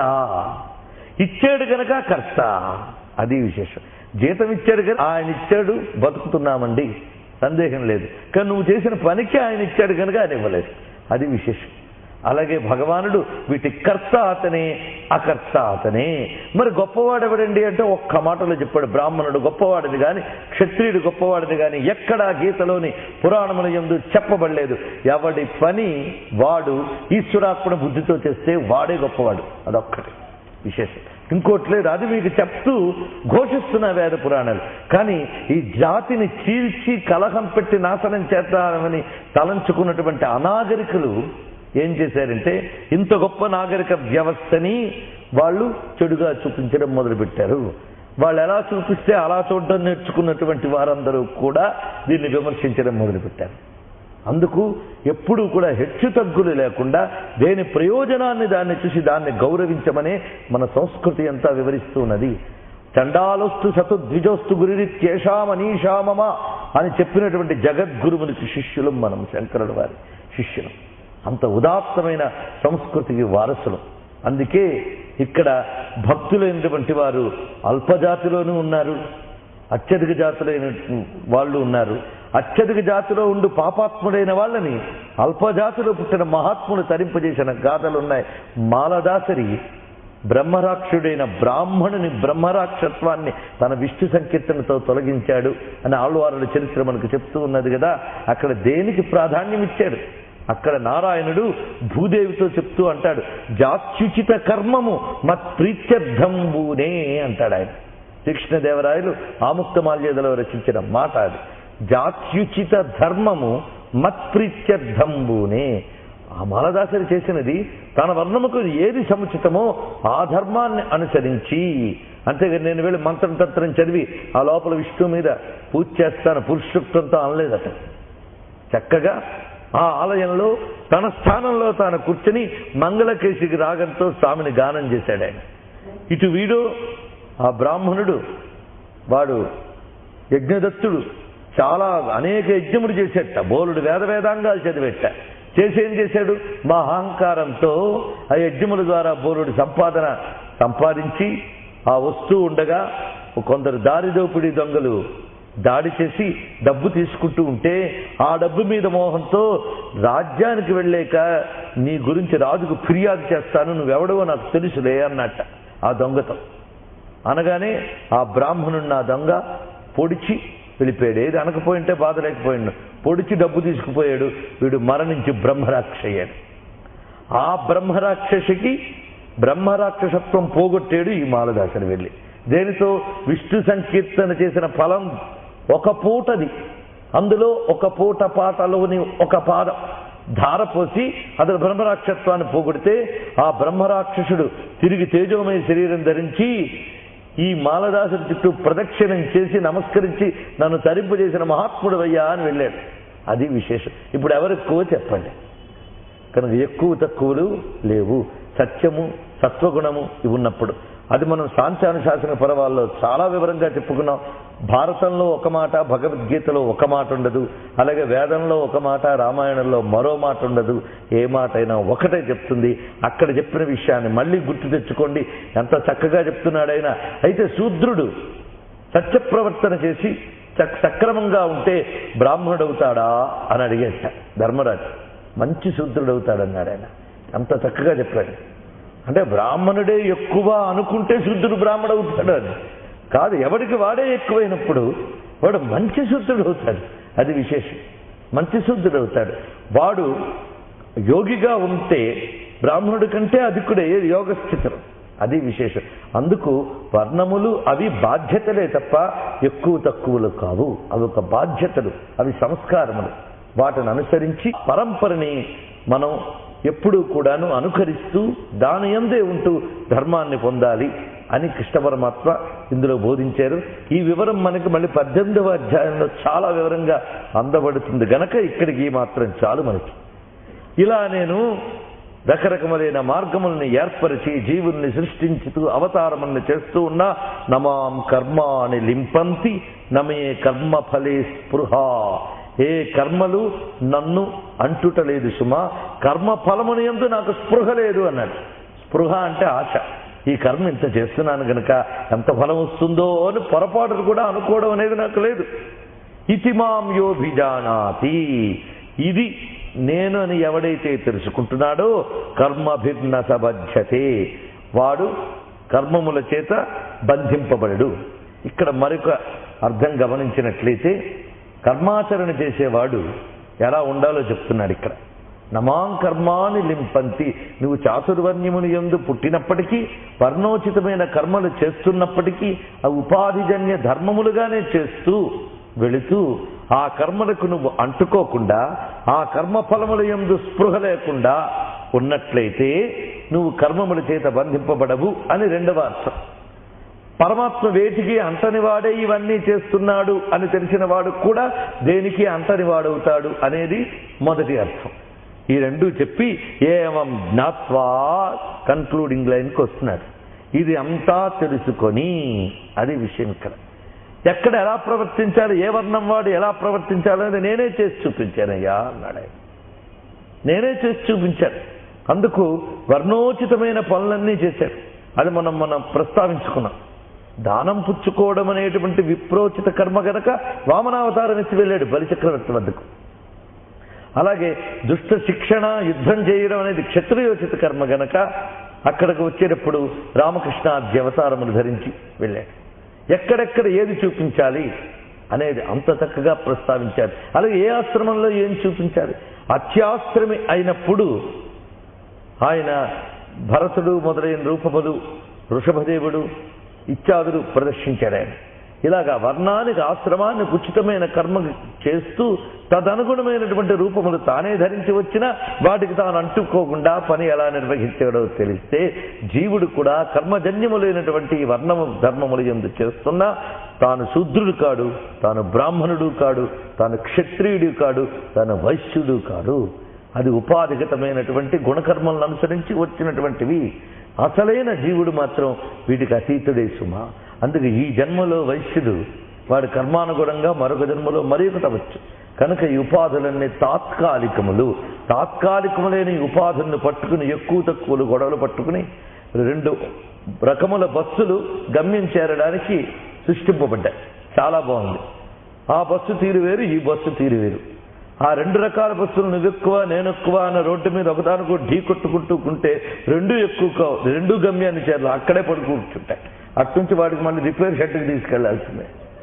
అందుకు భగవంతుడిచ్చిన ఉపాధిని వాటికి అనుగుణంగా నడుపుకుంటూ లక్ష్యం వైపు నడుపు. నీ ఉపాధిగతమైన లక్షణాన్ని లక్ష్యం వైపు పరంపరాప్రాప్తమైన ధర్మాచరణతో నడిపించు. ఇది దీని యొక్క వివరణ. ఏమం జ్ఞాత్వా కృతం కర్మ, ఇటువంటిదయ్యా పరంపరాగతమైనటువంటి కర్మ. అది పూర్వైరపి ముముక్షుభిః, నీ ముందు వాళ్ళు కూడా చేశారు చాలా మంది. పూర్వైః అంటే నీ వెనకటి వాళ్ళు, నీ వెనకటి తరాల వారందరూ కూడా చేశారు. అయితే నీ వెనకటి తరాల్లో కోరికల కోసమే చేశారా అంటే నీ వెనకటి తరాల్లో ఉన్నటువంటి వారందరూ పూర్వైః అంటే వెనకటి తరాలు అంటే నీ తాతలు తండ్రులనే కాదు, నీకు ముందున్న అనేక మంది పెద్దలు అని అర్థం. ఈ పెద్దలందరూ కోరికలు ఫలాల కోసమే చేశారంటే ముముక్షుభిః అపి అని మళ్ళీ అన్నారు. మోక్షకాంక్ష కలిగినటువంటి వారు కూడా చేశారయ్యా ఈ కర్మల్ని, నువ్వేం వదిలిపెట్టనక్కర్లే. ముముక్షువులు కూడా చేశారు, నువ్వింకా ముముక్షువే, ముక్తుడు కావు, గుర్తుపెట్టుకో అన్నారు. మనకింకా ఎవడికి వాడు 1వ క్లాస్ చదువుతున్న వాడు కూడా నేనే మహామేధావిని అనుకునేటటువంటి స్థితిలో ఉంటాడు. వాడు తన మించిన వాడు లేడు అని. కనుక మానవ ప్రకృతి ఎప్పుడూ కూడాను ఈ లక్షణంతో ఉంటుందని కూడా మనం చెప్పుకున్నాం. కర్మకి వేటికి అంటకుండా చేయాలంటే ఇంచుమించు నేను అలాగే చేస్తూ ఉంటానండి అంటాడు. ఇదొక పెద్ద కనిపిస్తూ ఉంటుంది మనకి. ఆయన సులక్షణాలు ఎన్ని అంటే నిన్న టెస్ట్ చేసుకున్నానండి నేను వెళ్ళి, అన్నీ నాకే ఉన్నాయంటాడు. అవి సులక్షణాలు. ఇది స్వభావం. అది తనను తాను గొప్పవాడు అనుకోవడం ఒక స్వభావం. అందుకే అంటాడు జ్ఞానం యొక్క మొదటి మెట్టు ఏంటంటే తన అజ్ఞానాన్ని గుర్తించడం. మొదటి మెట్టు అదిట. అప్పుడు కదా నిర్మూలన. ఆరోగ్యానికి మొదటి పెట్టి ఏంటండి ఒంట్లో ఉన్న రోగం గుర్తించడం. అది ఫస్ట్ స్టెప్. అప్పుడు పరిష్కారం కోసం ప్రయత్నం. అలా కాకుండా తన ఆరోగ్యవంతుడినే భ్రమలోనే పడిపోయి ఉంటే ఎప్పుడు ఆ రోగములతోనే వర్ధిల్లుతూ ఉంటాడు వాడు. అందుకు ముందు తనను తాను గుర్తించుకోవాలి. ముముక్షుభిః అంటున్నాడు. అదే మోక్షకాంక్ష కలిగినటువంటి వారు కూడా ఈ పరంపరాగతమైన కర్మని విడిచిపెట్టలేదు సుమా, వాళ్ళు పాటించారు. అందుకే కురు కర్మైవ తస్మాత్వం. ఇది స్వామి చేస్తున్న మళ్ళీ ప్రబోధం. ఇంతవరకు జనరల్గా అందరికీ చెప్పాడు, ఇప్పుడు అర్జునుడికి చెప్తున్నాడు పర్టికులర్గా. ఏమని? కురు కర్మైవ తస్మాత్వం, కర్మ ఏవ కురు, కర్మను మాత్రమే చేయి నువ్వు. తస్మాత్, ఇప్పుడు నేను చెప్పిన కారణములుగా. నేను చేయలేదా అవతారములు ధరించి? నేను చేశాను. అయితే నేను అంటుకోకుండా చేశాను, ఇవన్నీ వేరుగా నేను చేశాను కదా. నేను చేశాను, ముముక్షువులు చేశారు, ముక్తులు చేశారు, నీకేమొచ్చింది? కురు కర్మ ఇవ తస్మాత్వం. ఏం చేస్తావు? పూర్వతరం కృతం. ఏ కర్మ చేయాలి? చక్కని రాజమార్గముండగా సందుల దూర నెలనే మనస. నీ తాత నడిచిన దారి, ముత్తాత నడిచిన దారి అంటే అర్థం వాళ్ళు చేసిన తప్పులేం చేసిన కాదు, శాస్త్రోచితంగా వాళ్ళు ఎలా నడిచారో అలాగా. అది విశేషం. ఇప్పుడు అక్కడ అర్థమవుతున్నది కదా మనకి. అంటే మన పిల్లలు మనల్ని అనుసరించడం అనేటువంటి ధర్మం ఉంది గనక వాళ్ళు అనుసరిస్తారు గనక ముందు నువ్వు ధర్మాన్ని అనుసరించు. మళ్ళీ తీసుకెళ్లి యజ్ఞదాతరి శ్రేష్టతో లింక్ పెట్టుకోవాలి. ఇది విశేషం. అందుకు ప్రతి వాడు కూడా తర్వాతి తరం పట్ల బాధ్యత కలిగి ఉన్నవాడు ఈ దేశంలో. అది విశేషం. ఎందుకంటే కూడా తల్లి, తండ్రి, పిల్లలు, కుటుంబం వ్యవస్థ బలీయంగా ఉన్నటువంటి దేశంలో పుట్టేం గనకనే ఈ దేశంలో వర్ణధర్మం పుట్టుకతో వంశపారంపర్యంగా వస్తున్నది.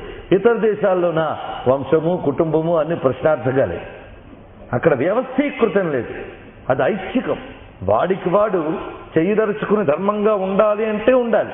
కానీ ఈ దేశంలో అలా కాదే. కుటుంబ వ్యవస్థ అతి పటిష్టంగా ఉన్నది. ఒకప్పుడు కుటుంబ వ్యవస్థలో వ్యత్యాసాలు వస్తే రాజులు తల్లదీసేవారు. అలా పటిష్టంగా కాపాడుకొచ్చాం. ఇప్పుడు పనికిమాలిన స్వేచ్ఛ వచ్చి కుటుంబ వ్యవస్థ చిన్నాభిన్నం అయిపోతున్నది.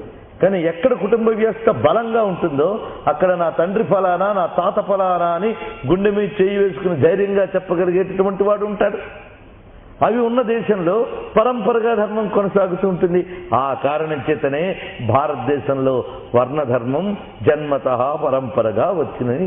జెనెటికల్గా కూడా బలీయమై ఇక్కడ స్పష్టమైన రూపాన్ని సంతరించుకుంది. నాగరికత సమృద్ధిగా వర్ధిల్లిన దేశం గనక వర్ణ వ్యవస్థ ఇక్కడ స్పష్టంగా నిలదొక్కున్నది.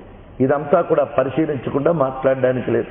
అందుకు సామాజిక పరిశీలన, శాస్త్రీయమైన పరిశీలన, తాత్వికమైన పరిశీలన, అసలు జీవుడు పుట్టుకు ఎన్ని కారణాలున్నాయో కూడా పరిశోధించి చెప్పినటువంటి ఋషుల యొక్క దృష్టి ఉన్నదే. దాన్ని ఆధారం చేసుకుంటే వీటికి సమాధానములు తెలుస్తున్నాయి. అందుకే కురు కర్మ ఇవ తస్మాత్వం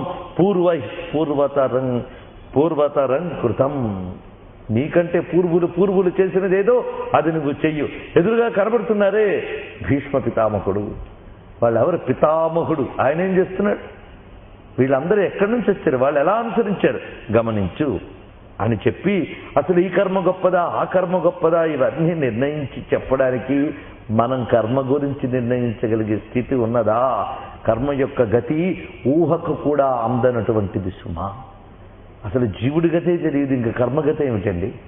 మనం కేవలం ఒక పుట్టుక, ఒక చావు మధ్య వేలాడుతూ ఇదే బ్రతుకుని ఇతర విషయములని చెప్తూ ఉంటే కావచ్చేమో, అవునేమో, అవుననుకుందాం ఇలాంటి వాళ్ళమే. కానీ ఏమనుభవం ఉందని ఏమీ లేదు మనకి. వాసనాప్రాయంగా గత జన్మల నుంచి వచ్చినటువంటి సంస్కారములు మాత్రమే ఉన్నాయి తప్ప గత జన్మల కర్మలు స్పృహలో ఉంటాయా? అవి ఉండవు. ఉండకపోవడం అనే దోషం కాదు, అది సులక్షణం. ఎందుకంటే ఈ జన్మలోనే మనం తల్లి గర్భంలో ఎలా ఉన్నామో తెలియదు, కానీ శరీరం వచ్చి చక్కగా తిరుగుతున్నాం. అలాగని తల్లి గర్భంలో లేమంటామా? తల్లి గర్భంలో లేనిది ఎలా వచ్చాం? కానీ గర్భంలో ఉన్న ఒక్క ఇన్సిడెంట్ అయినా ఎవరికైనా గుర్తుందా? లేదే. తల్లి గర్భంలో వచ్చేమన్న సత్యం తెలుస్తుంది, కానీ తల్లి గర్భంలో ఉన్న ఒక్క విషయం గుర్తులేదే. ఆ గర్భంలో కూడా రాని గత జన్మల విషయం ఎలా గుర్తుంటుంది మనకి ఇక్కడ? అందుకు గుర్తు లేదు కదా అని గత జన్మని లేదనలేం కదా, గుర్తు లేదు కదా అని నేను గర్భం నుంచి రాలేదనలేం కదా. అందుకు గత జన్మ సంస్కార వాసనలు తప్పకుండా మనల్ని ప్రేరేపిస్తాయి. అవి దత్తాంశములే గాని వాటి గురించి చర్చనీయాంశములు కావవి. ఇవ్వబడినవి మనం చేసుకున్న దాని ప్రకారంగా దానితో మనం వెళ్ళబడుతూ ఉన్నాం. అంతకు తప్ప వీటిలో చూసుకోవాల్సింది ఈ విషయం. అందుకు జీవుడి గతే తెలియనప్పుడు కర్మల గతి ఎలా తెలుస్తుంది? అందుకు కిం కర్మ కిమకర్మేతి కవయోప్యత్ర మోహితాః తత్తే కర్మ ప్రవక్ష్యామి యజ్ఞాత్వా మోక్షసే శుభాత్. నీకిప్పుడు కర్మ విషయంలో మోహం కలిగింది, అందుకు నేను నీకు బాగా బోధించాల్సింది కర్మ గురించే. ఏది చెప్తే నువ్వు అశుభము నుంచి బయటపడతావో అది నేను ఇప్పుడు నీకు చెప్పాలి. అందుకు ఏది కర్మ ఏది అకర్మ అనే విషయంలో కవయోపి అత్ర మోహిత అంటే పండితులు మేధావులు అయినటువంటి వాళ్ళు కూడా ఈ విషయంలో మోహితులే. అంటే అయోమయావస్థలో ఉన్నవాళ్లే, వాళ్ళు తేల్చి చెప్పలేనటువంటి విషయం ఇది. అందుకు నేను తత్తే కర్మ ప్రవక్ష్యామి, అందుకే కర్మ గురించి నేను కొంచెం నీకు స్పష్టీకరించదలుచుకున్నానయ్యా. తెలిస్తే ఏం ప్రయోజనం? యజ్ఞాత్వా మోక్షసే అశుభాత్, అశుభం నుంచి మోక్షం పొందుతావు సుమా. అందుకు నువ్వు ముందు తెలుసుకోవాల్సింది ఏమిటి అంటే కర్మణో హ్యపి బోద్ధవ్యం, బోద్ధవ్యం చ వికర్మణః, అకర్మణశ్చ బోద్ధవ్యం గహనా కర్మణో గతి. కర్మణో హ్యపి బోద్ధవ్యం, కర్మ అంటే ఏమిటో తెలుసుకో. అదేవిధంగా వికర్మ అంటే ఏమిటో తెలుసుకో. అదేవిధంగా అకర్మ గురించి తెలుసుకో. కర్మ గతి ఉన్నదే అది గహనము అన్నారు. గహనము అంటే అనూహ్యమైనటువంటిది, దుర్భేద్యమైనటువంటిది, అవగాహన అవడం అంత తేలిక కానిది. అది ఒక్కటి తెలుసుకో బాగా అన్నారు. కర్మ గురించి తెలుసుకో, వికర్మ గురించి తెలుసుకో, అకర్మ గురించి తెలుసుకో, కర్మ గతి గహనమని కూడా తెలుసుకో. అది విశేషం. అప్పుడు మనం ఇంత గహనమైన కర్మ గురించి ఎందుకు తెలుసుకోవడం అంటే, కర్మ చెయ్యకుండాను ఉండలేవు గనక, కర్మ యొక్క లక్షణం తెలియాలి గనక నీకు ఎంత అవసరం మేరకు అంత చెప్తున్నానని చెప్పి కర్మ, వికర్మ, అకర్మ అని 3 మాటలు ఇక్కడ వేశారు. దీని గురించి తలో రకంగా వ్యాఖ్యానించారు. ఎందుకంటే వ్యాఖ్యానించడంలో కృష్ణుడి యొక్క దోషమేం లేదు. వ్యాఖ్యానించే వాళ్ళ బుద్ధుల యొక్క లక్షణం బట్టి ఉంటాయి. అయితే నీ బుద్ధితో నువ్వు ఒకటి రాసుకొచ్చింది శాస్త్రం అంటే చల్లదు అన్నాడు. అది కూడా నేను చెప్పింది అయి ఉండాలన్నాడు. ఏమి శాస్త్రం అండి ఆయన. అందుకు గీత అర్థం చేసుకోవాలి అంటే వేద పురాణముల యొక్క బలం ఉండాలి. ఒక క్రేజ్ ఏర్పడిపోయింది చివరికి.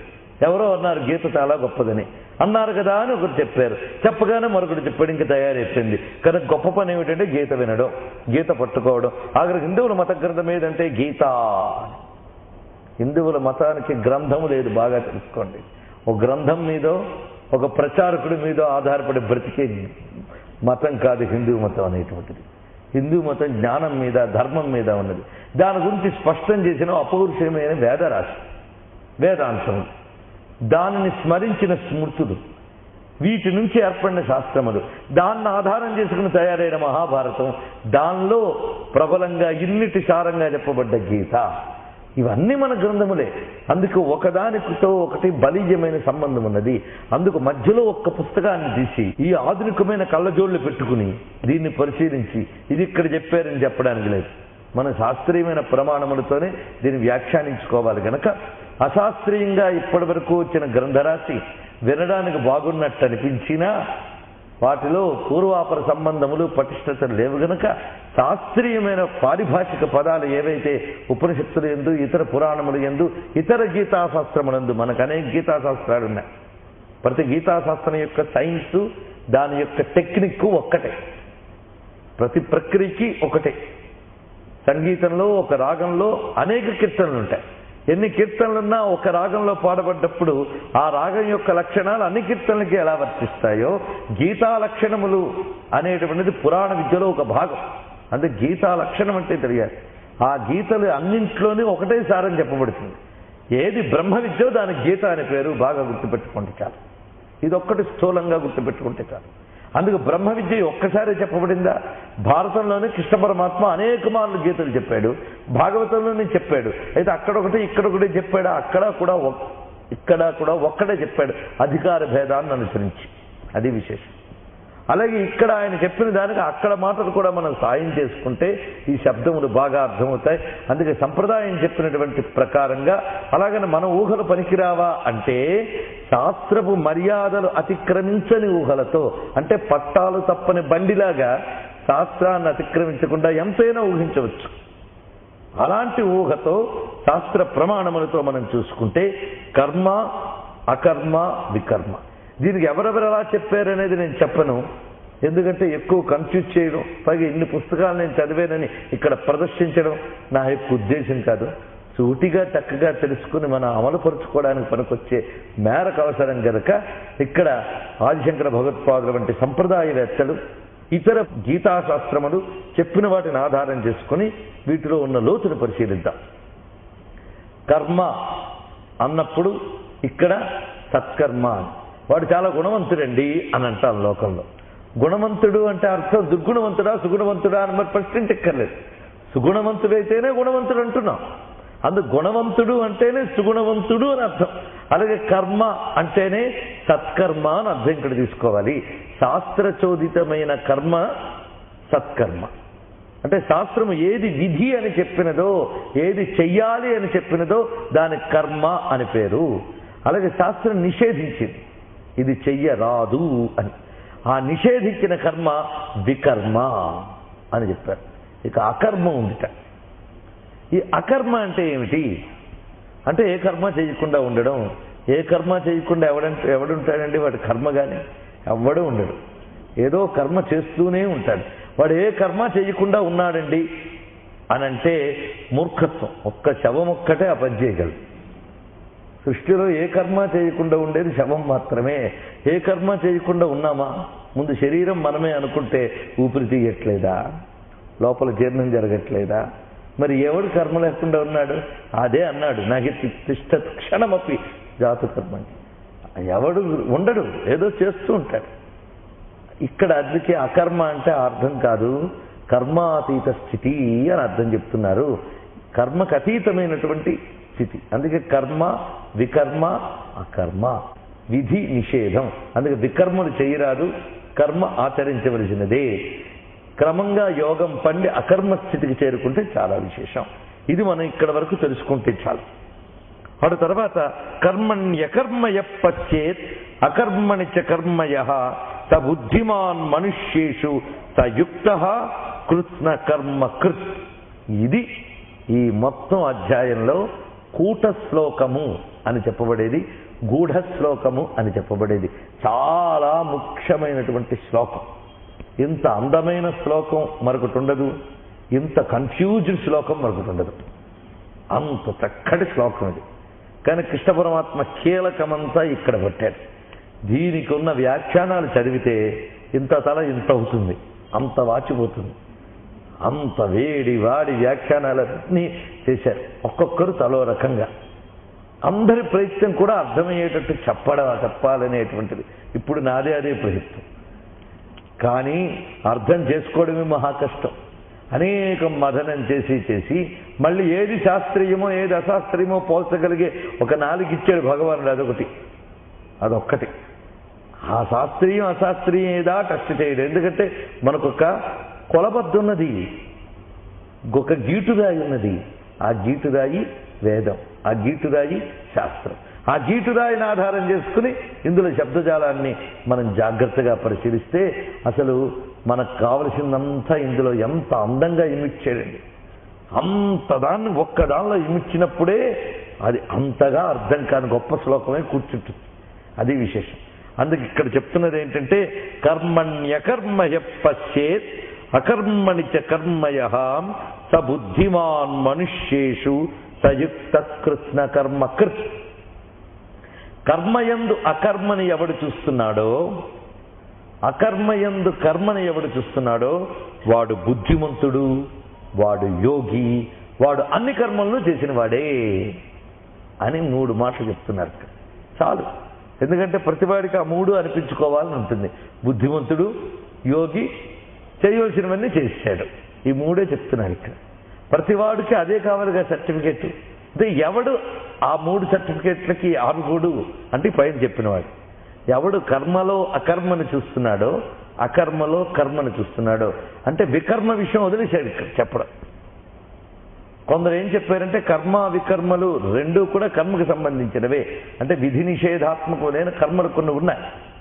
కొందరికి కొన్ని విధులు అవే కొందరికి నిషేధాలు, కొందరికి కొన్ని నిషేధాలు అవే వారికి విధులు.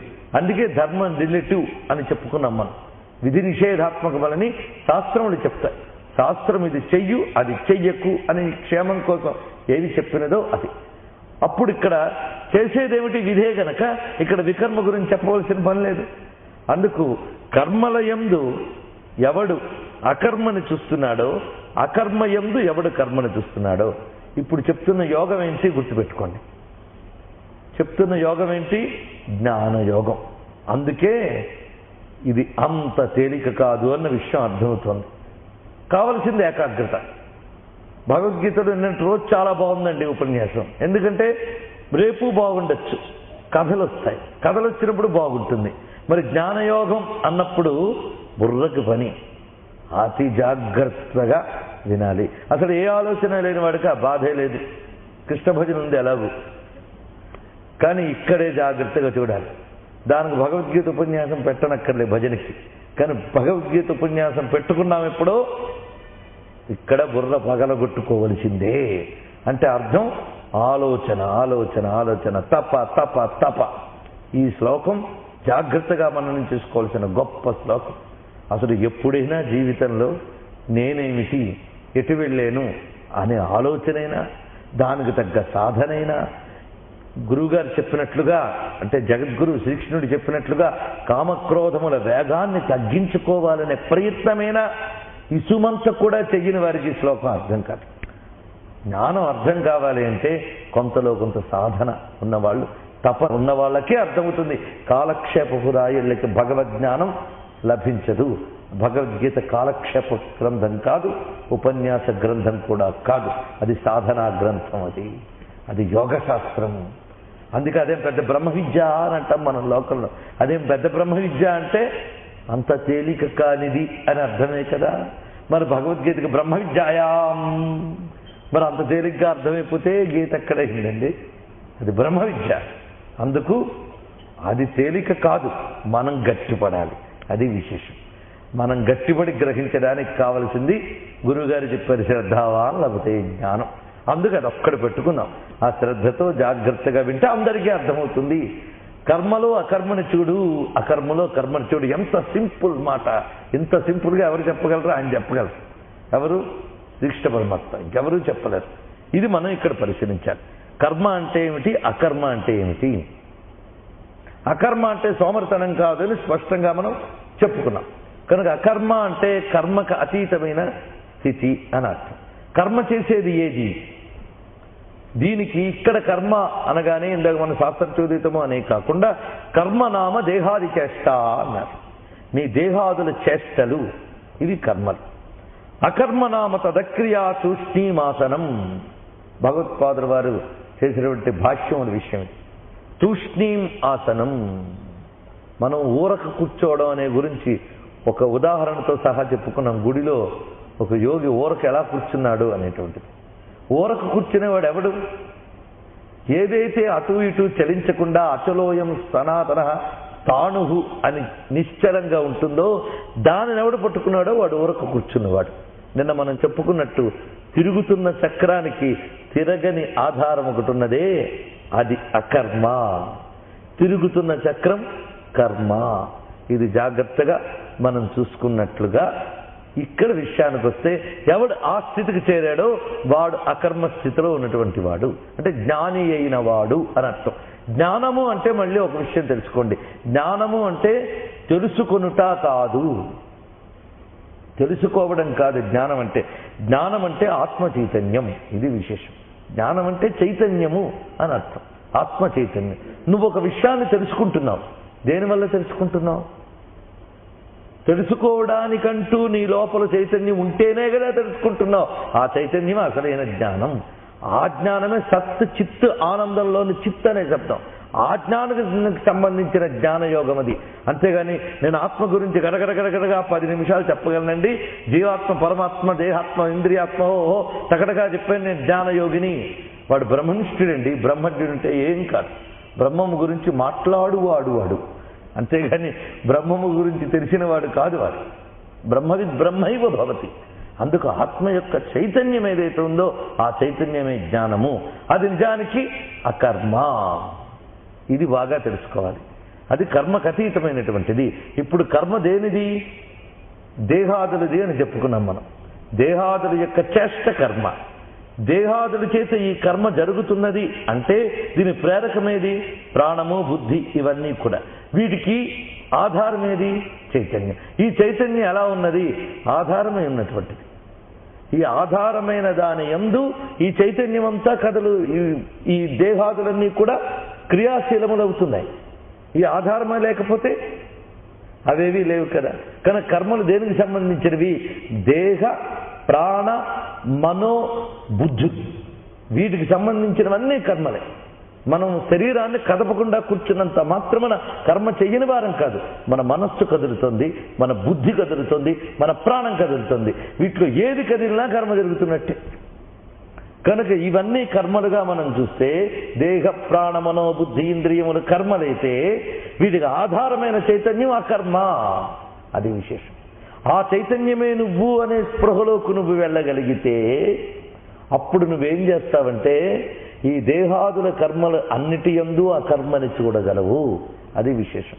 ఈ దేహాదుల కర్మల యందు అకర్మని చూడగలవు అంటే అర్థం ఈ దేహాదులు చేస్తున్న ప్రతి పనిలోని ఆత్మ చైతన్యం యొక్క విలాసాన్నే చూడగలవు. అది ఇందులో చెప్తున్నటువంటి అంతరార్థం. నీ చెయ్యి కదులుతోంది. జ్ఞానం లేనటువంటి వాడికి ఈ చెయ్యి కదులుతుంది, ఇది పట్టుకుంటుంది, నోరు మాట్లాడుతుంది, లేదా ఈ నోరు తింటుంది అనేటటువంటి భ్రాంతి ఉంటుంది. జ్ఞాని అయిన వాడు ఈ చెయ్యి కదులుతున్నా, ఈ నోరు మెదులుతూ ఉన్నా లోపల కదిలించేటటువంటి చైతన్యం ఏదుందో అది వీటన్నిటి యందు వ్యాపించి ఉన్నది అని తెలుసుకుని ఉంటాడు. అదే కర్మయందు అకర్మని చూడడం అంటే ఇది విశేషం. ఈ విషయం మీకు అర్థం కావాలంటే భక్తితో ముడిపెడితే బాగా అర్థమవుతుంది. ధ్రువుడు నారాయణుణ్ణి కీర్తించడానికి తపన పడతాడు. ఆయన ప్రత్యక్షమవగానే అప్పుడు నోట మాట రాదుట. అప్పుడు నారాయణుడు ఏం చేశాడు? కృపామయేన, దయతో కూడినటువంటి కృతాంజలిం, ఆ రెండు చేతులు జోడించి నుంచిన ధ్రువుణ్ణి దయతో కంబునా శంఖంతో తాకేట. తాకగానే ఒక్కసారి పలుకొచ్చింది ఆయనకి. ఆ పలుకొచ్చినప్పుడు గొప్ప మాట అంటారు, యోంత ప్రవిశ్య మమ వాచమిమాం ప్రసుప్తాం సంజీవయచ్చఖిల శక్తిధరస్వధామ్నా అన్యాంశ హస్తచరణకరణస్వగాదీన్ ప్రాణాన్ నమో భగవతే పురుషాయ తుభ్యం. నిజంగా ఈ ఒక్క శ్లోకం చాలండి. నిత్యం మననం చేసుకుంటే వాళ్ళ భక్తి అనేటటువంటి ఎలిమెంట్ ఉండాలే కానీ ఈ శ్లోకం పట్టుకుని చిందులు వేయచ్చు. అలా చిందులు వేసాడు ధ్రువుడు. ఏమని? యోంత ప్రవిశ్య మమ వాచమిమాం ప్రసుప్తాం. నాకు ఇప్పుడు అర్థమైంది ఏంటి? ఆయన శంఖం తగిలిస్తే పలుకు వచ్చింది. అంటే నాలో పలుకు ఎవడి వల్ల వచ్చింది? ఆ నారాయణ చైతన్యం నాలో ప్రసరిస్తేనే ఈ కంఠానికి పలుకొచ్చింది. కంఠానికి పలుకు మాత్రమేనా? యహ అంతఃప్రవిశ్య మమ వాచం ఇమాం ప్రసుప్తాం సంజీవయతి. నిద్రిస్తున్న నా వాక్కుని ఎవడు ప్రేరేపించి బ్రతికించి ఉద్ధరించాడో ఆ పరమాత్మే అన్యాంశ హస్తచరణ కరణ త్వగాదీన్. ఆ పరమాత్మే నా మిగిలినటువంటి హస్తములు, చరణములు, కరణములు, చర్మము వీటన్నిటినీ కూడా ప్రాణాన్, ఈ ప్రాణములను కూడా ఆయనే సంజీవయతి, జీవింపజేస్తున్నాడు, చైతన్యవంతం చేస్తున్నాడు. అటువంటి పరమ పురుషుడైన ఓ నారాయణ నీకు నమస్కారం అన్నాడు. ఎంత గొప్పగా చెప్పాడు. ఇదొక్కడ ఆధారం చేసుకోండి. అంటే మనలో తిర్యగూర్ధ్వమధశ్చాయి రశ్మయ తస్య సంతత. తస్య తస్య అంటే పరమపురుషస్య నారాయణస్య ఆదిదేవస్య. ఆ పరమాత్మ యొక్క పరమాత్మ యొక్క తేజస్సే శరీరం అంతా ప్రకాశిస్తున్నది. ఈ తేజస్సు ఎలా ఉన్నది? అకర్మ, నిశ్చలమై ఉన్నది. దాని యొక్క ఉనికి చేత ప్రేరేపింపబడి ఇవన్నీ ఇన్ని పనులు చేస్తున్నాయి. ఇన్ని పనులు చేస్తూ ఉన్నా అకర్మ అయినటువంటి ఆ చైతన్యమే దీని యందు ప్రసరించి ఉందని తెలుసుకో. ఇది తెలుసుకున్నప్పుడు క్రమంగా అకర్మ యందు కర్మని నువ్వు తెలుసుకుంటావు. అంటే ఆ చైతన్యమే లేకపోతే ఇవేవీ లేవు అనే ఎరుక కలిగి ఉంటావు. అంతేకాకుండా ఈ కర్మ జరుగుతున్నప్పుడు కూడా అకర్మని మర్చిపోవు నువ్వు, అది విశేషం.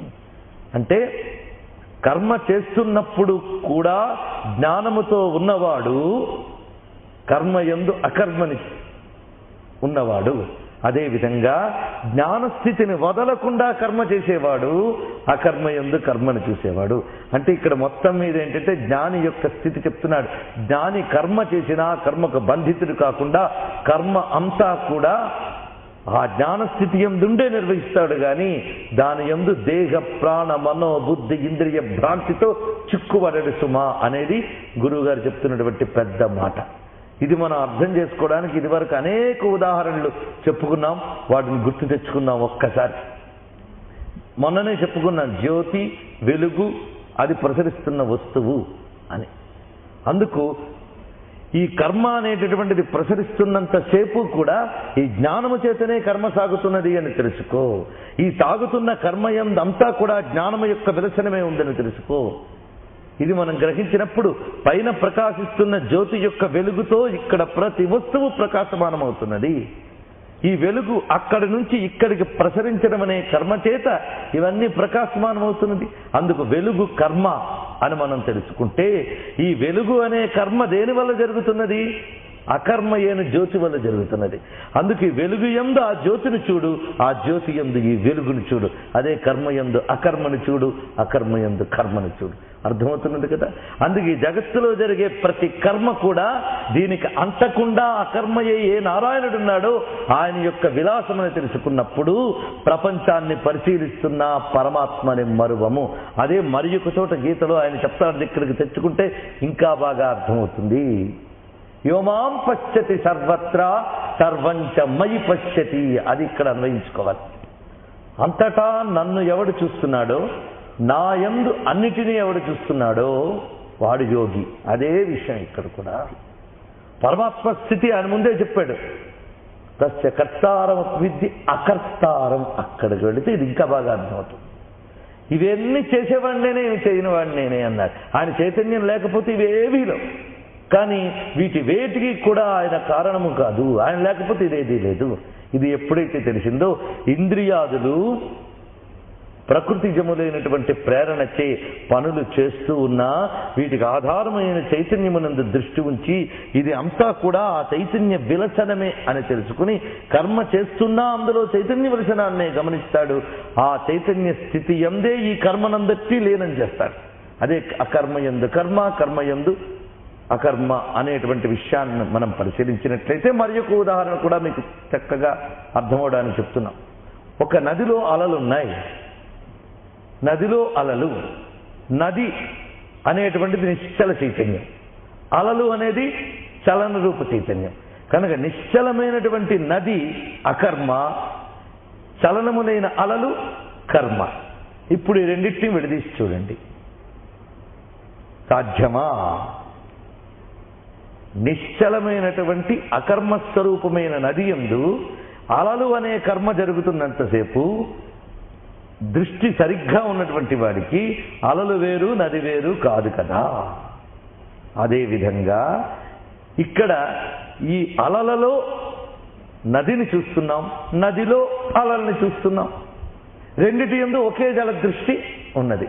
అందుకే కర్మయందు ఆత్మయందు కూడా ఒకే పరమాత్మ చైతన్యాన్ని కలిగి ఉండాలి. ఇది తెలిసి వాడు కర్మను ఆచరిస్తున్నప్పుడు, జగత్తులో వ్యవహరిస్తున్నప్పుడు కూడా ఆ పారమార్థిక దృష్టిని విస్మరించడు. ఈ జగత్తుని వదిలి తన స్థితి యందు తాను ఉన్నప్పుడు కూడా ఆ పారమార్థిక దృష్టిని విడిచిపెట్టాడు. అది ఇక్కడ మొత్తంగా చెప్పబడుతున్నది ఏమిటి అంటే, కర్మయందు వాడు జ్ఞానస్థితిలోనూ ఉంటాడు, అదేవిధంగా జ్ఞానమయందు జ్ఞానమై ఉంటాడు. ఎప్పుడూ కూడా జ్ఞాని కర్మ చేస్తున్నా కర్మ చెయ్యకున్నా తన స్థితి నుండి తాను చలించడు అనేటువంటిది ఇక్కడ చాలా స్పష్టంగా చెప్పబడుతున్నటువంటి అంతరార్థం. దీనికి ఇంకా మీకు అర్థం కావాలంటే ఉపనిషత్తులు ఇదే విషయాన్ని చెప్పే ఎక్కడిది ఒక్కదానికి ఎన్ని పెట్టాడు కృష్ణుడు చూడండి. ఈశావాస్యోపనిషత్తులో మంత్రం వైపు మనం వెళితే తదేజతి తన్నైజతి తద్దూరే తద్వంసికే. తదేజతి తన్నైజతి, ఇదే కన్ఫ్యూజన్ అక్కడ. అది కదులుతోంది, అది కదలడం లేదు. ఇదేమిటంటే విశేషం? ఇది ఆయన చెప్తే వేదాంతం అన్నాం. కానీ ఓపెన్ హ్యామర్ అనేటటువంటి ఒక మహానుభావుడు, సైంటిస్ట్, అతను కేవలం అణుశాస్త్రవేత్త. ఆయన మ్యాటర్ గురించి పరిశోధన చేసి అణువులో కలుగుతున్న చైతన్యం గురించి మాట్లాడు చాలా రీసెర్చ్ చేసి ఒకటి మాట అంటాడు. అది కదులుతోందా? కదలడం లేదన్నాడు. కదలడం లేదా అంటే కదులుతోందన్నాడు. అందుకు అంతు పట్టనిది అని అతడు రాశాడు, ఓపెన్ హ్యామర్ అనేటటువంటి. దీని విషయం చూడండి. ఇది విశ్వంలో నిరంతరం జరుగుతున్న ఈశ్వరుడి విన్యాసం.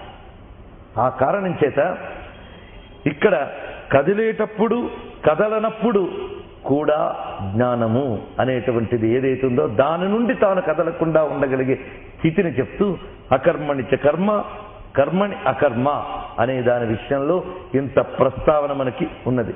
ఉదాహరణకి పాము చుట్ట చుట్టుకుని పడి ఉంటుంది.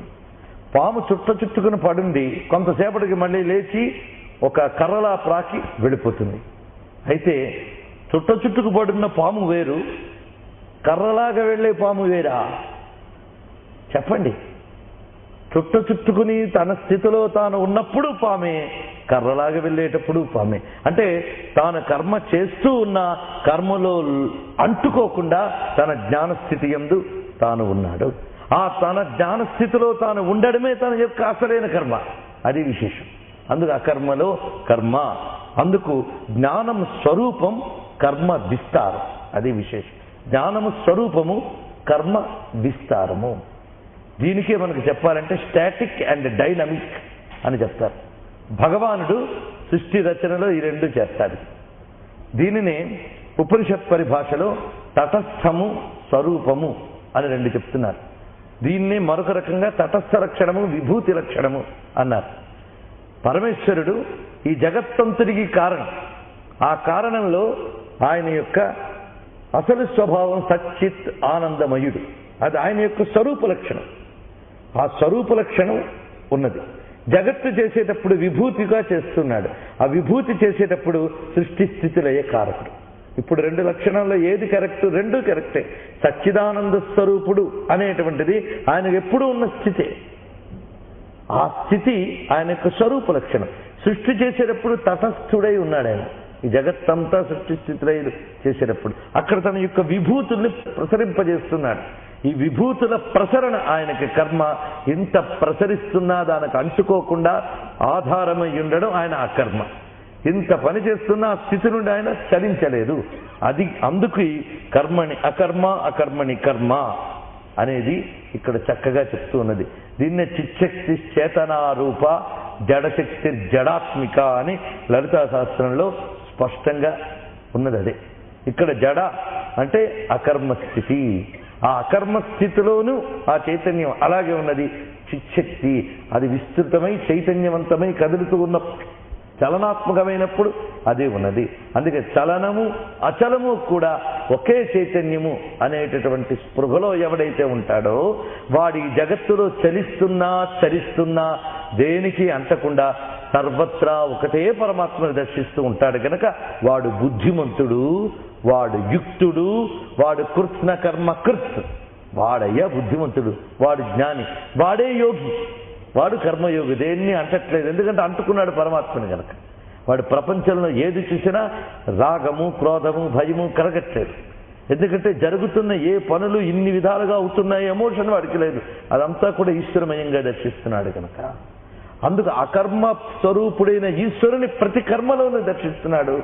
సృష్టిలో జరిగే ప్రతి కర్మ ఆ పరమాత్మయందే దర్శిస్తున్నాడు వాడు. అందుకే అకర్మయైన పరమాత్మయందే సకల జగల్ లీలా విలాసాన్ని చూస్తున్నాడు. జగత్తులో జరిగే ప్రతి లీలా విలాసంలోనూ కూడా అకర్మ స్వరూపుడైన ఆ పరమాత్మనే దర్శిస్తున్నాడు. అది ఇక్కడ మనం భక్తి భావనా పరంగా కూడా గ్రహించదగ్గ విషయం. ఈ ఒక్క భావం మీదే మొత్తం జ్ఞానం ఆధారపడింది కనుక దీన్ని కూట శ్లోకం, గూఢ శ్లోకం అన్నారు. తెలిసితే మోక్షము, తెలియకుంటే బంధం. దీన్ని తెలియనంత వరకే. తెలిస్తే పజిల్ విడిపోయింది. విడిపోయిందా? విడిపోయినట్టు అనిపించిందా? విడలేదా? ఏదైనప్పటికీ చెప్పిన మాటని గుర్తు పెట్టుకుంటే ఎన్ని ఉదాహరణలతో చెప్పామో బాగా అర్థం చేసుకోండి. అందుకు ఇంద్రియాదుల్లో, ప్రాణాలలో చేష్టలుగా కనిపిస్తున్న కర్మలన్నీ కూడా ఈ అకర్మ యందే కలుగుతూ ఉన్నాయి. అది విశేషం. ఆ అకర్మ రూపమైన చైతన్యమే ఈ చేష్టల యందు ప్రసరిస్తూ ఉన్నది. అందుకే చేష్టలైన కర్మల యందు అకర్మ రూపమైన చైతన్యం ఉన్నది. ఈ చైతన్యాన్ని ఆధారం చేసుకుని చేష్టలన్నీ ఉన్నాయి. ఇది ఎవడైతే తెలుసుకుంటున్నాడో వాడు వివేకి. ప్రతి విలాసము కూడా దానిదే అని తెలుసుకుంటున్నాడు. వాడేమీ నిజానికి విడిచిపెట్టక్కర్లే. ఎందుకు విడిచిపెట్టడం? అంతా అదే అయినప్పుడు ఏది ఎక్కడ విడిచిపెట్టాడు వాడు? అందుకు ఎక్కడో ఏదో దొరుకుతుందని చూడకయ్యా, నువ్వు ఉన్న చోటే అది ఉంది. అది తెలియక ఎక్కడికి తిరిగినా సిద్ధి అనేటువంటిది లభించదు. మనం ముందే చెప్పుకున్నాం. అసలు పట్టుకోవాలంటే ఏం చేయాలి? పనసపండు వలవాలి అంటే పండంతటికి నూనె రాయక్కర్లేదు, చేతికి రాసుకోవాలి. అవునా లేదా? అలాగే ఈ వివేక జ్ఞానం ఏర్పరచుకుంటే జగత్తులో ఎక్కడ తిరిగినా బంధితులం కాం. ఒకడెవడో పాపం తపస్సు చేద్దామని చాలా తపన పడ్డాట. మనందరికీ కూడాను వేదాంతం చాలా ఇష్టం. కాస్త ఇంట్లో ఎవరైనా కోపగించుకున్నా, అనుకున్న డబ్బు చేతికి రాకపోయినా ప్రతివాడు వేదాంతం అయిపోతాడు. అంతే కదా? అనుకున్న జరగకపోయినచ్చి వేద జన్మండి. ఇదంతా అశాంతి. ఎక్కడికైనా పారిపోవాలండి. ఏ కొండగోగులోనో కూర్చుని ఎక్కడికి పారిపోతావు? ఎక్కడికి పారిపోతావు? ఎవడు పారిపోతాడు? నువ్వేగా. అక్కడికి వెళ్ళినా నువ్వు ఈ ఏడుపుగాడు, ఈ గొడవగాడే. వీడు ఎక్కడికి వెళ్ళినా అది ఉంటుంది. ఒకడు ఇల్లు వదిలి ఎక్కడికైనా తపస్సు చేసుకోవాలనుకున్నట్టు, ఇంట్లో గోల గోలగా ఉంది, జపం సిద్ధించట్లేదు అని వెళ్ళే చెట్టు కింద కూర్చున్నాడు. ఆ చెట్టు నిండా పిట్టలు ఉన్నాయి. ఆ పిట్టలు కోతలు కూసే పైనుంచి రెట్టలు వచ్చాయి. దాంతో వాడికి చాలా డిస్టర్బెన్స్ ఫీల్ అయ్యి ఒక మంట పెట్టుకున్నా పోదాం అనుకున్నట్టు అక్కడికి. వెంటనే ఏం చేయబోతున్నామంటే నాకు అస్సలు విరక్తి పుట్టింది, ఇందులో పడిపోతాను అన్నట్టు. బాబు ఇక్కడ పోతే ఆ కంపంతా మా ఊరు వైపు వస్తుంది, దూరంగా వెళ్ళి ఎక్కడికి వెళ్ళపో అన్నట్టు. వాడు ఎక్కడికి పోతాడు చూడండి. ఆఖరికి జలమధ్యంలో కూర్చున్నట్టు ఎక్కడైనా జపం చేద్దామంటే అక్కడ రకరకాల చేపలు ఒక చేపను ఒకటి తినడం, అక్కడ కూడా మళ్ళీ రాజకీయాలే. చూస్తే ఇక్కడ కూడా ఈ హింసేనా అనుకున్నట్టు ఎక్కడికి పోతాడు చెప్పండి. అందుకే ఎక్కడికి పోనక్కర్లే, మనం ఎక్కడికి వెళ్ళినా ఉంటూనే ఉంటాయి. కనుక మొత్తం మనం ఏది బాగు చేయలేం మనల్ని మనం ఉన్న చోటే.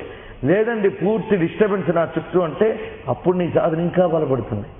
అరణ్యంలో కూర్చుని అక్కడ ఏ దోమొచ్చు కాటు వేస్తుందో, ఏ పులొచ్చి మీద పడుతుందో అని భయపడే కన్నా ఇక్కడ ఇంద్ర పులుల మధ్య హాయిగా జనారణ్యంలో తపస్సు చేసుకుంటే, అందుకు తపస్సు చేసుకోవాలంటే ఇంతకు మించిన గొప్పవాడే మరొకటి ఉండదు. దీని అనుకూలతలు దీనికున్నాయి, దాని ప్రతికూలతలు దానికున్నాయి. అందుకు అసలు ఉండవలసింది ఈ దృష్టి. ఈ దృష్టి ఎవరికైతే ఉంటుందో వాడు బుద్ధిమాన్, వాడు యోగి, వాడు కృత్న కర్మకృత్. ఇంకా వాడికి చేయాల్సినవంటూ ఏమీలో పరిపూర్ణంగా అన్నీ అయిపోయాయి. ఏదో ప్రారంభం మిగిలి ఉండడం వల్ల దేహం ఉన్నది, చేష్టలున్నాయి, ప్రతి చేష్ట ఈశ్వరమయ్యం అని చూస్తున్నాడు. వాడు దేనికి లొంగడయ్యా. ఇక్కడ ఆత్మ చైతన్యం అని చెప్పినప్పుడు జ్ఞానపరం, సర్వం ఈశ్వర చైతన్యం అని తెలిస్తే భక్తిపరం. రెండూ కూడా లక్ష్యం ఒక్కటే. ఇది అకర్మ కర్మ, కర్మ యందు అకర్మ అనేటువంటి శ్లోకం. ఎంత కన్ఫ్యూజన్ శ్లోకం, ఎంత చక్కగా విడిపోయిందో చూశారు కదా. ఇది బోధించి ఇది ముఖ్యమయ్యా అని వివరించి, యస్య సర్వే సమారంభా కామ సంకల్పవర్జితా జ్ఞానాగ్నిదగ్ధ కర్మాణం తమాహు పండితం బుధాహ. అది విషయం. ఎవడయ్యా పండితుడు?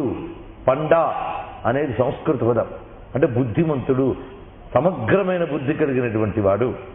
ఎవడు అంటే ఎవరి కర్మలు జ్ఞానమనే అగ్నిచే దగ్ధమైనవో. జ్ఞానం అంటే ఇప్పుడు చెప్పిన స్థితి, ఇదే జ్ఞానం అంటే, అదే జ్ఞాన యోగం అంటే. అది విషయం. అది పరిపూర్ణంగా అనుభూతిలోకి రావాలి.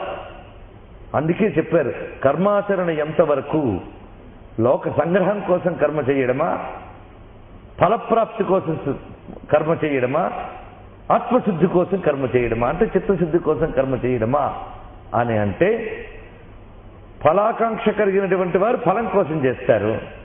మోక్షం కావాలనుకున్న వాళ్ళ కర్మని ముందు చిత్తశుద్ధి కోసం చేస్తారు.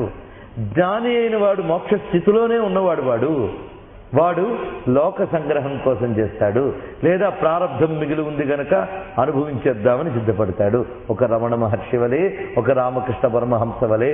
వారు రోగం వచ్చినా బాధపడలేదు, ఎందుకంటే అది చేష్ట, అది జరుగుతున్నా అది చైతన్య విలసనంగానే దర్శిస్తూ కూర్చున్నారు. అదేమిటి? కర్మయందు అకర్మను చూడటం. అందువల్ల ఆ కర్మ వారిని బాధించలేదు.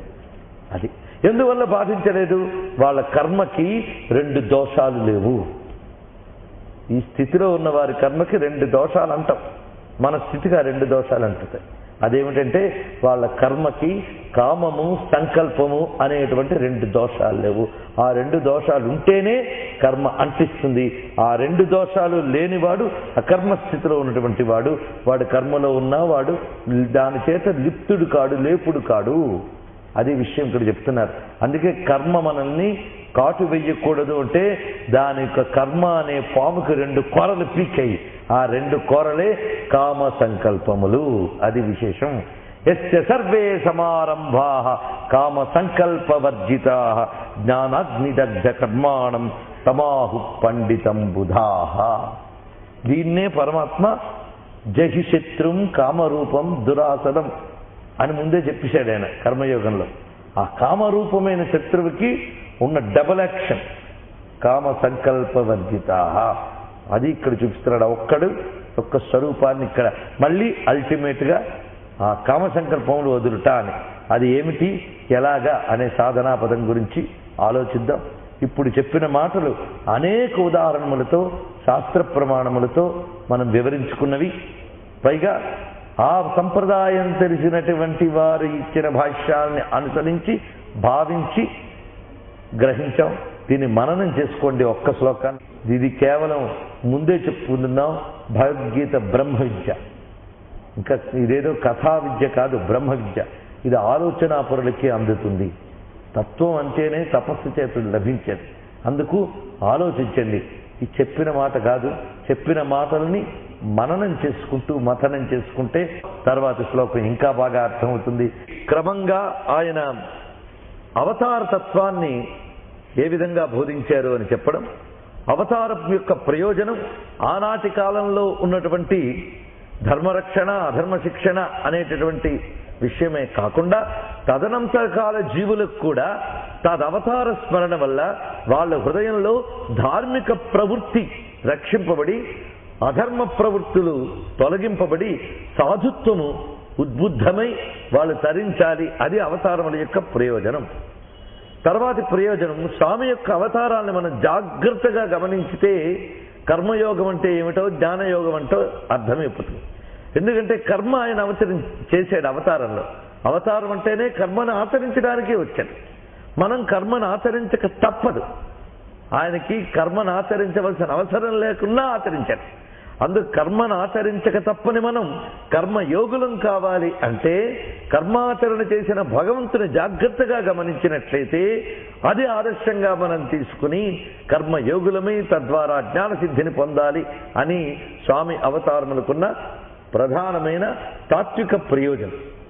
అందుకు స్వామి తన యొక్క అవతారములతోనే ఈ అధ్యాయాన్ని ప్రారంభించి క్రమంగా కర్మ యొక్క స్వరూపాన్ని తెలియజేస్తూ, జ్ఞాని అయిన వాడు కర్మని విడిచిపెట్టడయ్యా, జ్ఞానస్థితిలో ఉండి కర్మని ఆచరిస్తాడు. ఎందుకంటే దేహం ఉన్నంత కాలం కర్మాచరణ చేస్తాడు. జ్ఞానసిద్ధి వరకు చేసే కర్మ, అసలు జ్ఞానం కోసం కర్మ చేస్తే యోగం. బాగా గుర్తుపెట్టుకోండి, కర్మ అనుష్ఠానము, కర్మ యోగము, జ్ఞానయోగము. ఇది మనం మొదటి నుంచి చెప్తూనే ఉన్నాం. ఎక్కడ ఆ లింక్ తెగినా కన్ఫ్యూజన్ వస్తుందని. ఎందుకంటే ఇంత జ్ఞానయోగం చెప్పినా కర్మ సన్యాస యోగం దగ్గర మళ్ళీ అర్జునుడు మొదటిగా వచ్చాడు. అందుకోసం అంతా స్పష్టమైపోయిందని నేను భ్రమపడట్లేదు, మీరు ఎలాగూ భ్రమపడరు. అందుకు మాటి మాటికి ఈ మాటను నేను ప్రతిరోజు ఎక్కడో ఒక దగ్గర నొక్కి చెప్తున్నది. ఎందుకంటే ఆ కొనసాగింపు తెగకూడదని. కర్మ ఆచరణ, కర్మ యోగము, జ్ఞానము, ఈ మూడున్నా ఇక్కడ. ఒట్టి కర్మాచరణ మనకు ఫలాలను ఇస్తుంది. అది చేయడం దోషం కాదు.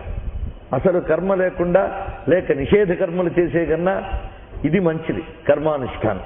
అయితే కర్మానుష్ఠానం మంచిదే, కానీ దానికంటే గొప్పది కర్మయోగము. అందులో కర్మను అనుష్ఠిస్తాడు, కానీ అనాసక్తుడై చేస్తాడు.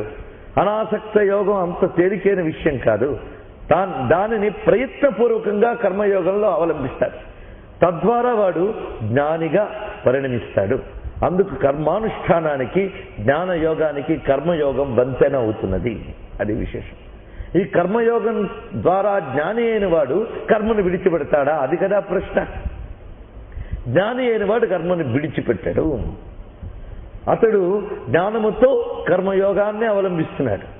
అంటే అంటకుండా చేయడం కర్మయోగికి ప్రాక్టీసు, అంటకుండా చేయడం జ్ఞానయోగికి అది అలవాటు. ఆయనకు ప్రయత్నం కాదది, అది సహజంగా చేస్తారు. అంటకుండా చేయడం జ్ఞానయోగికి సహజం, కర్మయోగికి ప్రయత్నం. అది తేడా. అందుకే జ్ఞానయోగి కూడా కర్మను ఆచరించాడు.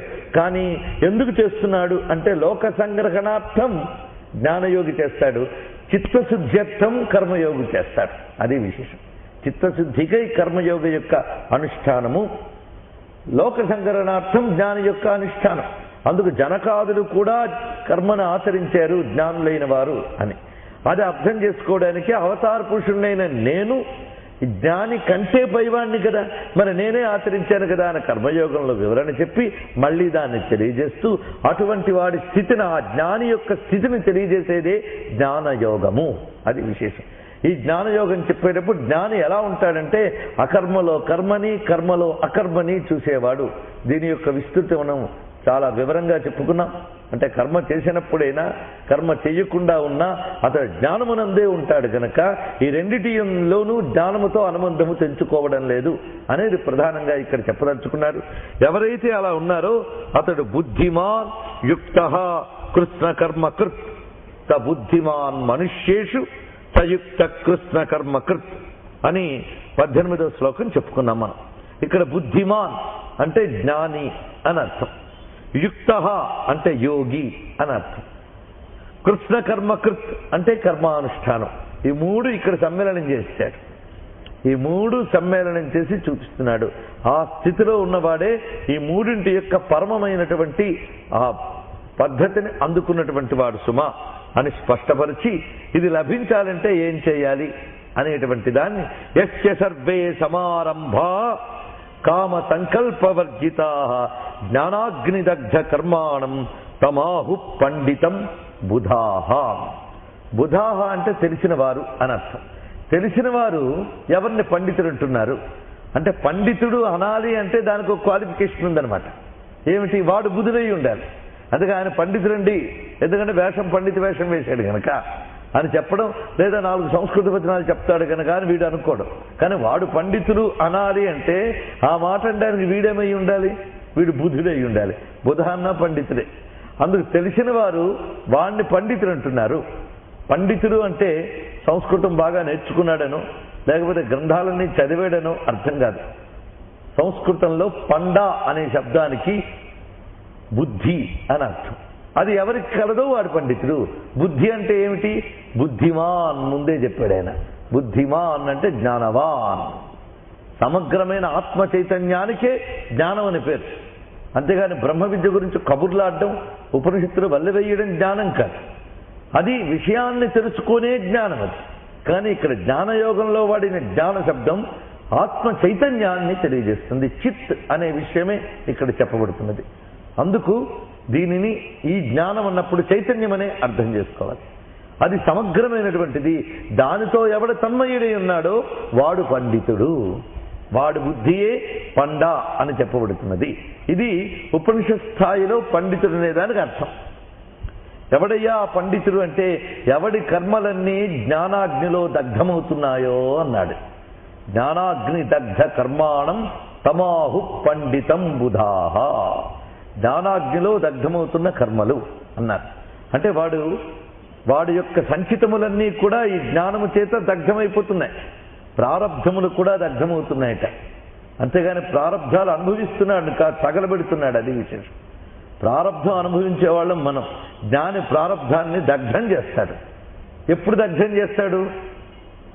కర్మని దేహాన్ని వేరుగా చూడగలిగినప్పుడు వాడు అనుభవాలన్నీ దగ్ధములే, కర్మలన్నీ దగ్ధములే అవుతున్నాయి తప్ప అనుభవాలుగా మారడం లేదు వాడికి. దానికి రమణ మహర్షిని మనం ఉదాహరణగా చెప్పుకున్నాం. వారికి 3 కర్మలు, ఆగామి ఎలాగూ లేదు వారికి. ఇక సంచితమా? ఆ ఉన్నదేదో ఈ జ్ఞానం చేత ఎప్పుడో దగ్ధమైపోయింది. మరి ప్రారబ్ధం తప్పదండి అనుభవించక. దేహం ఉన్నంతకాలం జ్ఞాని కూడా ప్రారబ్ధానుసారంగా దేహయాత్ర చేస్తాడు. కానీ ఆ దేహయాత్ర ఎలా చేస్తున్నాడంటే కామసంకల్ప వర్జితాహ. అది విశేషం. కామసంకల్పములు ఉండవు అతడి కర్మకి. అంటే ఎవరి కర్మకైనా ప్రేరణ వస్తువులు ఏమిటి ఇక్కడ మనం చూడాలి. ఎవరి కర్మకైనా ప్రేరణ వస్తువులు నిజానికి 2. అది కామము, సంకల్పము. ఈ 2 కర్మకి ప్రేరణ జరుగుతుంది.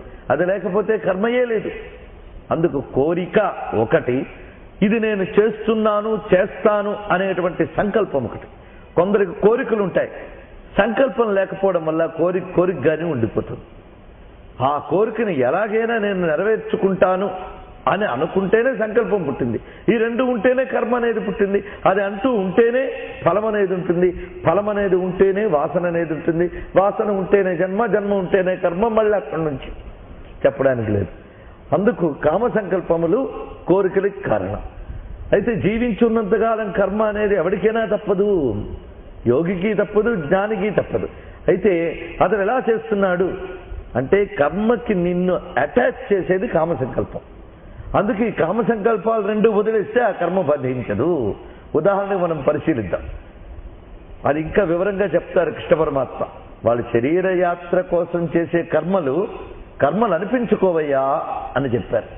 ఇప్పుడు రమణ మహర్షి గారు భోజనం చేశారు, ఆయన మనలాగే తిరిగారు. ఆయన గురించి ఎందుకు చెప్తున్నామంటే ఈ గీత చెప్పిన సమస్త యోగములకు ఇటీవల కాలంలో మనకి ఒక సజీవ తార్కాణంగా కనబడుతున్న యోగి ఆయన కనుక ఆయన గురించి మాటి మాటికి ఉదాహరణప్రాయంగా చెప్పడం జరిగింది. ఇలాంటి యోగులు ఈ భారతదేశం పుణ్యధాత్రి యొక్క గొప్పతనం ఎప్పటికప్పుడు వస్తూనే ఉంటారు. అది విశిష్టత. భారతదేశం ధర్మానుకున్న గొప్ప విశిష్టతల్లో ఏమిటంటే మహాత్ములు ఈ దేశానికి లభించిన గొప్ప వరాలు.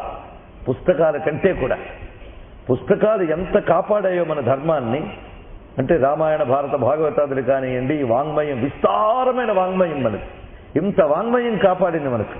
చిట్ట చివరికి అన్నమయ్య పదాలు, త్యాగరాజ పదాలు ఇవి కూడా మనకు వేదములే. ఇన్ని ఉన్నాయి మనం కాపాడడానికి. ఇంత గ్రంథరాశి ఇంకే మతానికి లేదు. దానికి తోడు ఇంత గ్రంథరాశి ఒక ఎత్తు, ఆలయ సంస్కృతి ఒక ఎత్తు. ఇది రెండవది మన సంస్కృతిని కాపాడినది. మూడవది మహాత్ములు. వీరు కాపాడారు మన ధర్మాన్ని. ఎప్పటికప్పుడు ఈ దేశానికి వారు ఎలా వస్తారు? అసలు లోకానికి వచ్చి ఉపదేశించవలసిన అవసరం లేనటువంటి వారు. ఇప్పుడు నేను చదువుకున్నది 10 మందికి చెప్తాను కూడా బయలుదేరాడంటే వాడికి కామము, సంకల్పము, ఫలము, కర్మ అన్నీ ఉన్నాయి.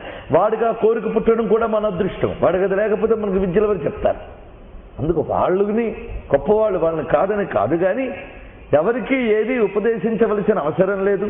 ఒకడు గురువు, ఒకడు శిష్యుడు అని మళ్ళీ ద్వైత భావంలో అవసరం లేనటువంటి అద్వైత స్థితిలో సిద్ధావస్థలో ఉన్న జీవన్ముక్తులు ఉన్నారు. అలాంటి జీవన్ముక్తులు లెక్కకందని వారు ఉన్నారు. ఎక్కడో ఒక రమణ మహర్షి వంటి వారు ఆవిష్కరింపబడతారు. ఎందుకంటే పరమేశ్వరుడికి జగతి మీద ఉన్న కారుణ్యం చేత ఇలాంటి వారు ముందుకు వస్తారు. అందుకు వారిని ఉదాహరణగా చెప్పడం. వారికి చివరికి వ్యాధిగ్రస్తులైపోయారు. అంత మహాత్ముడే అలా అయిపోయినప్పటికీ మన గురించి ఏమిటండి అని అనుకోమని కాదు అర్థం. ఆయన అంత స్థితిలోని దుఃఖపడలే. కారణం ఏంటంటే ఆ ఈ కామ సంకల్పవర్జిత స్థితి వల్ల ఆయన ఈ దేహాన్ని వేరుగా తనని వేరుగా చూడగలిగి సాక్షిభూతంగా చూస్తున్నారు. అదే నిన్న అకర్మణి కర్మ, కర్మణి అకర్మ అన్నదానికి వారే ఉదాహరణ. దేహం చేస్తున్న చేష్టని తాను అకర్మ స్థితి అందుండే చూస్తున్నారు. అలాగని కర్మ లేదా ఉన్నది అక్కడ. కర్మ ఉన్నా అది ఆత్మ చైతన్య విలాసం కింద దాన్ని దర్శిస్తూ ఉన్నారు. తాను మాత్రం అచలమైన అకర్మ స్థితిలోనే ఉన్నారు. అలాగే ఏ పని చేసినా అంతే. ఉదాహరణకి మనం ఊపిరి తీస్తున్నాం. ఇక్కడ ఇంతమంది కామ సంకల్పాలతో చేస్తున్నామా? మనకి చాలా చేతనం యోగ విద్యలు, మామూలుగా కాదు.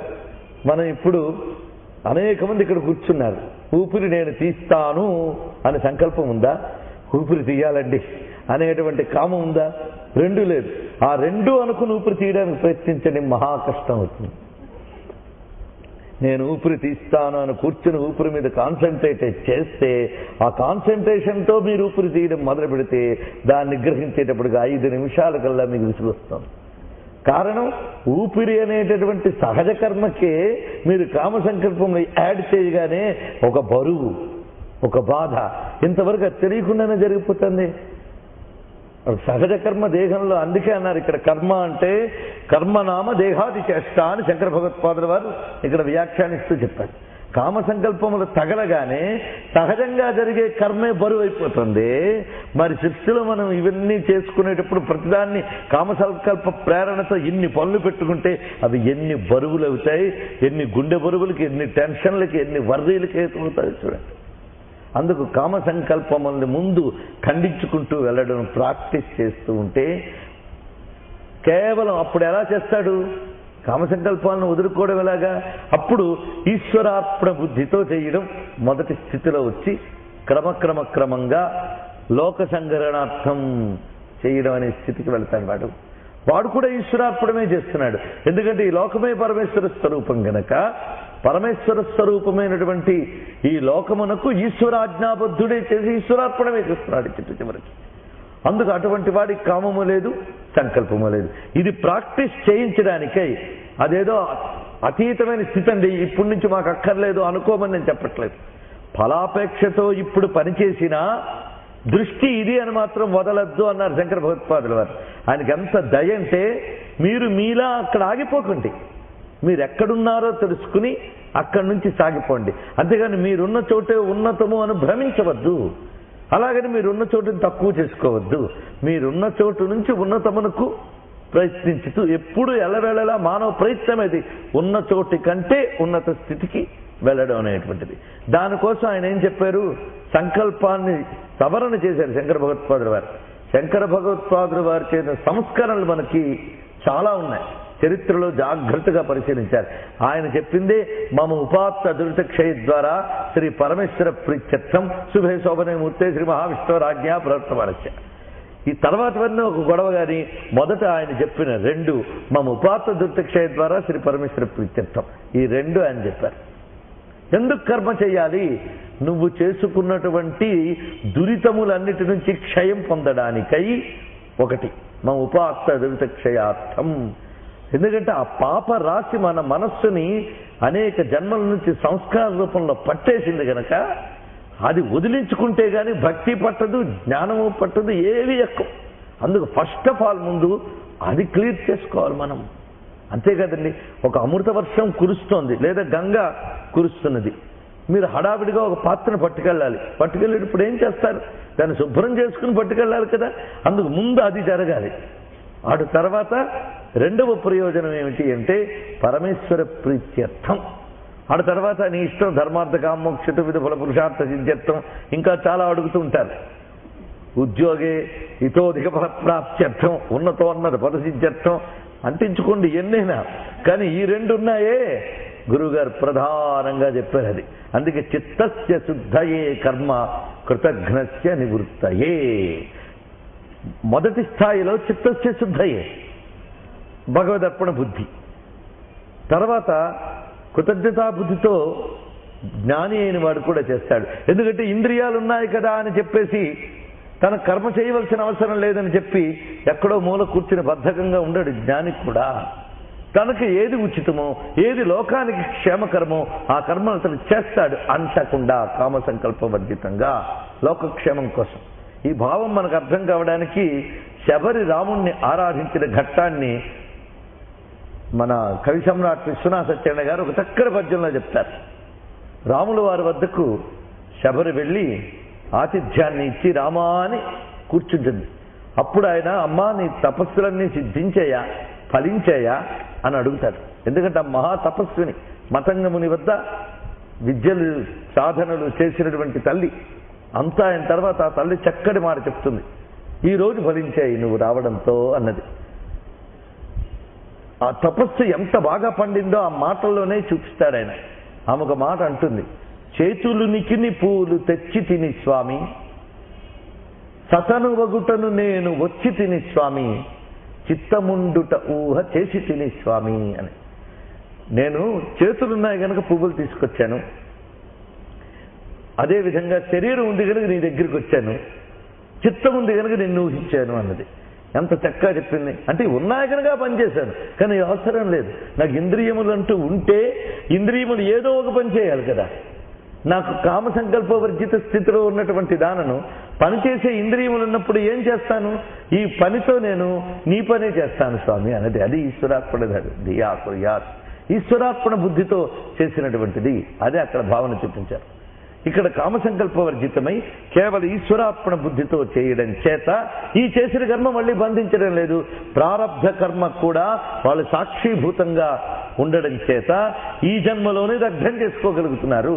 ఎందుకంటే ప్రారబ్ధ కర్మల్ని కూడా అనుభవించగలగడం అంత తేలికైన పని కాదు. మనకు రోగం వచ్చింది, ఎవడైనా రక్షిస్తాడా అని వేదన పడతాం, అదేగాని ప్రారబ్ధం అనుభవిస్తున్నాం అని కూర్చోగలమా? అది అసాధ్యమైనటువంటి విషయం. అయితే అవసరవాడుగానే ఏడుస్తున్నారయ్యా అని అద్భుతంగా ఇక్కడ సమన్వయించి చూపిస్తున్నారు. అలాంటి జ్ఞానాగ్నిదగ్ధ కర్మాణం తమాహు పండితం బుధ, వారి ఏవి కూడా మిగిలేవి కావు. అందుకు కామ సంకల్పములనే దాని గురించే ఇక్కడ ప్రధానమైన విషయం చెప్తున్నారు. కామం అనేది ఫలాసక్తితో ముడిపడినది, సంకల్పం అనేది అహంకారంతో ముడిపడేది. కామము అంటే కోరిక కదా, కోరిక దేనితో ముడిపడి ఉంటుంది? ఫలంతో ముడిపడి ఉంటుంది. అంటే కర్మ యొక్క ఫలంతో ముడిపడేది కోరిక. కర్మక్కర్లేకుండానే ఫలం వచ్చేస్తుంది అంటే కోరిక చాలా సంతోషిస్తుంది, అప్పుడు సంకల్పం లేదు. మరి అంతే కదా, నువ్వు అక్కడి దాకా వెళ్ళక్కర్లేదు, వాళ్ళే ఇక్కడికి వస్తారంటే వెళ్ళాలన్న సంకల్పమే ఉన్నది అక్కడికి. అందుకు ఫలం అంటూ వచ్చేస్తే మరి సంకల్పం అనేది లేదు. అందుకే కామానికి లింక్ దేనితో? ఫలంతో ఉన్నది. సంకల్పం దేనికి వచ్చింది?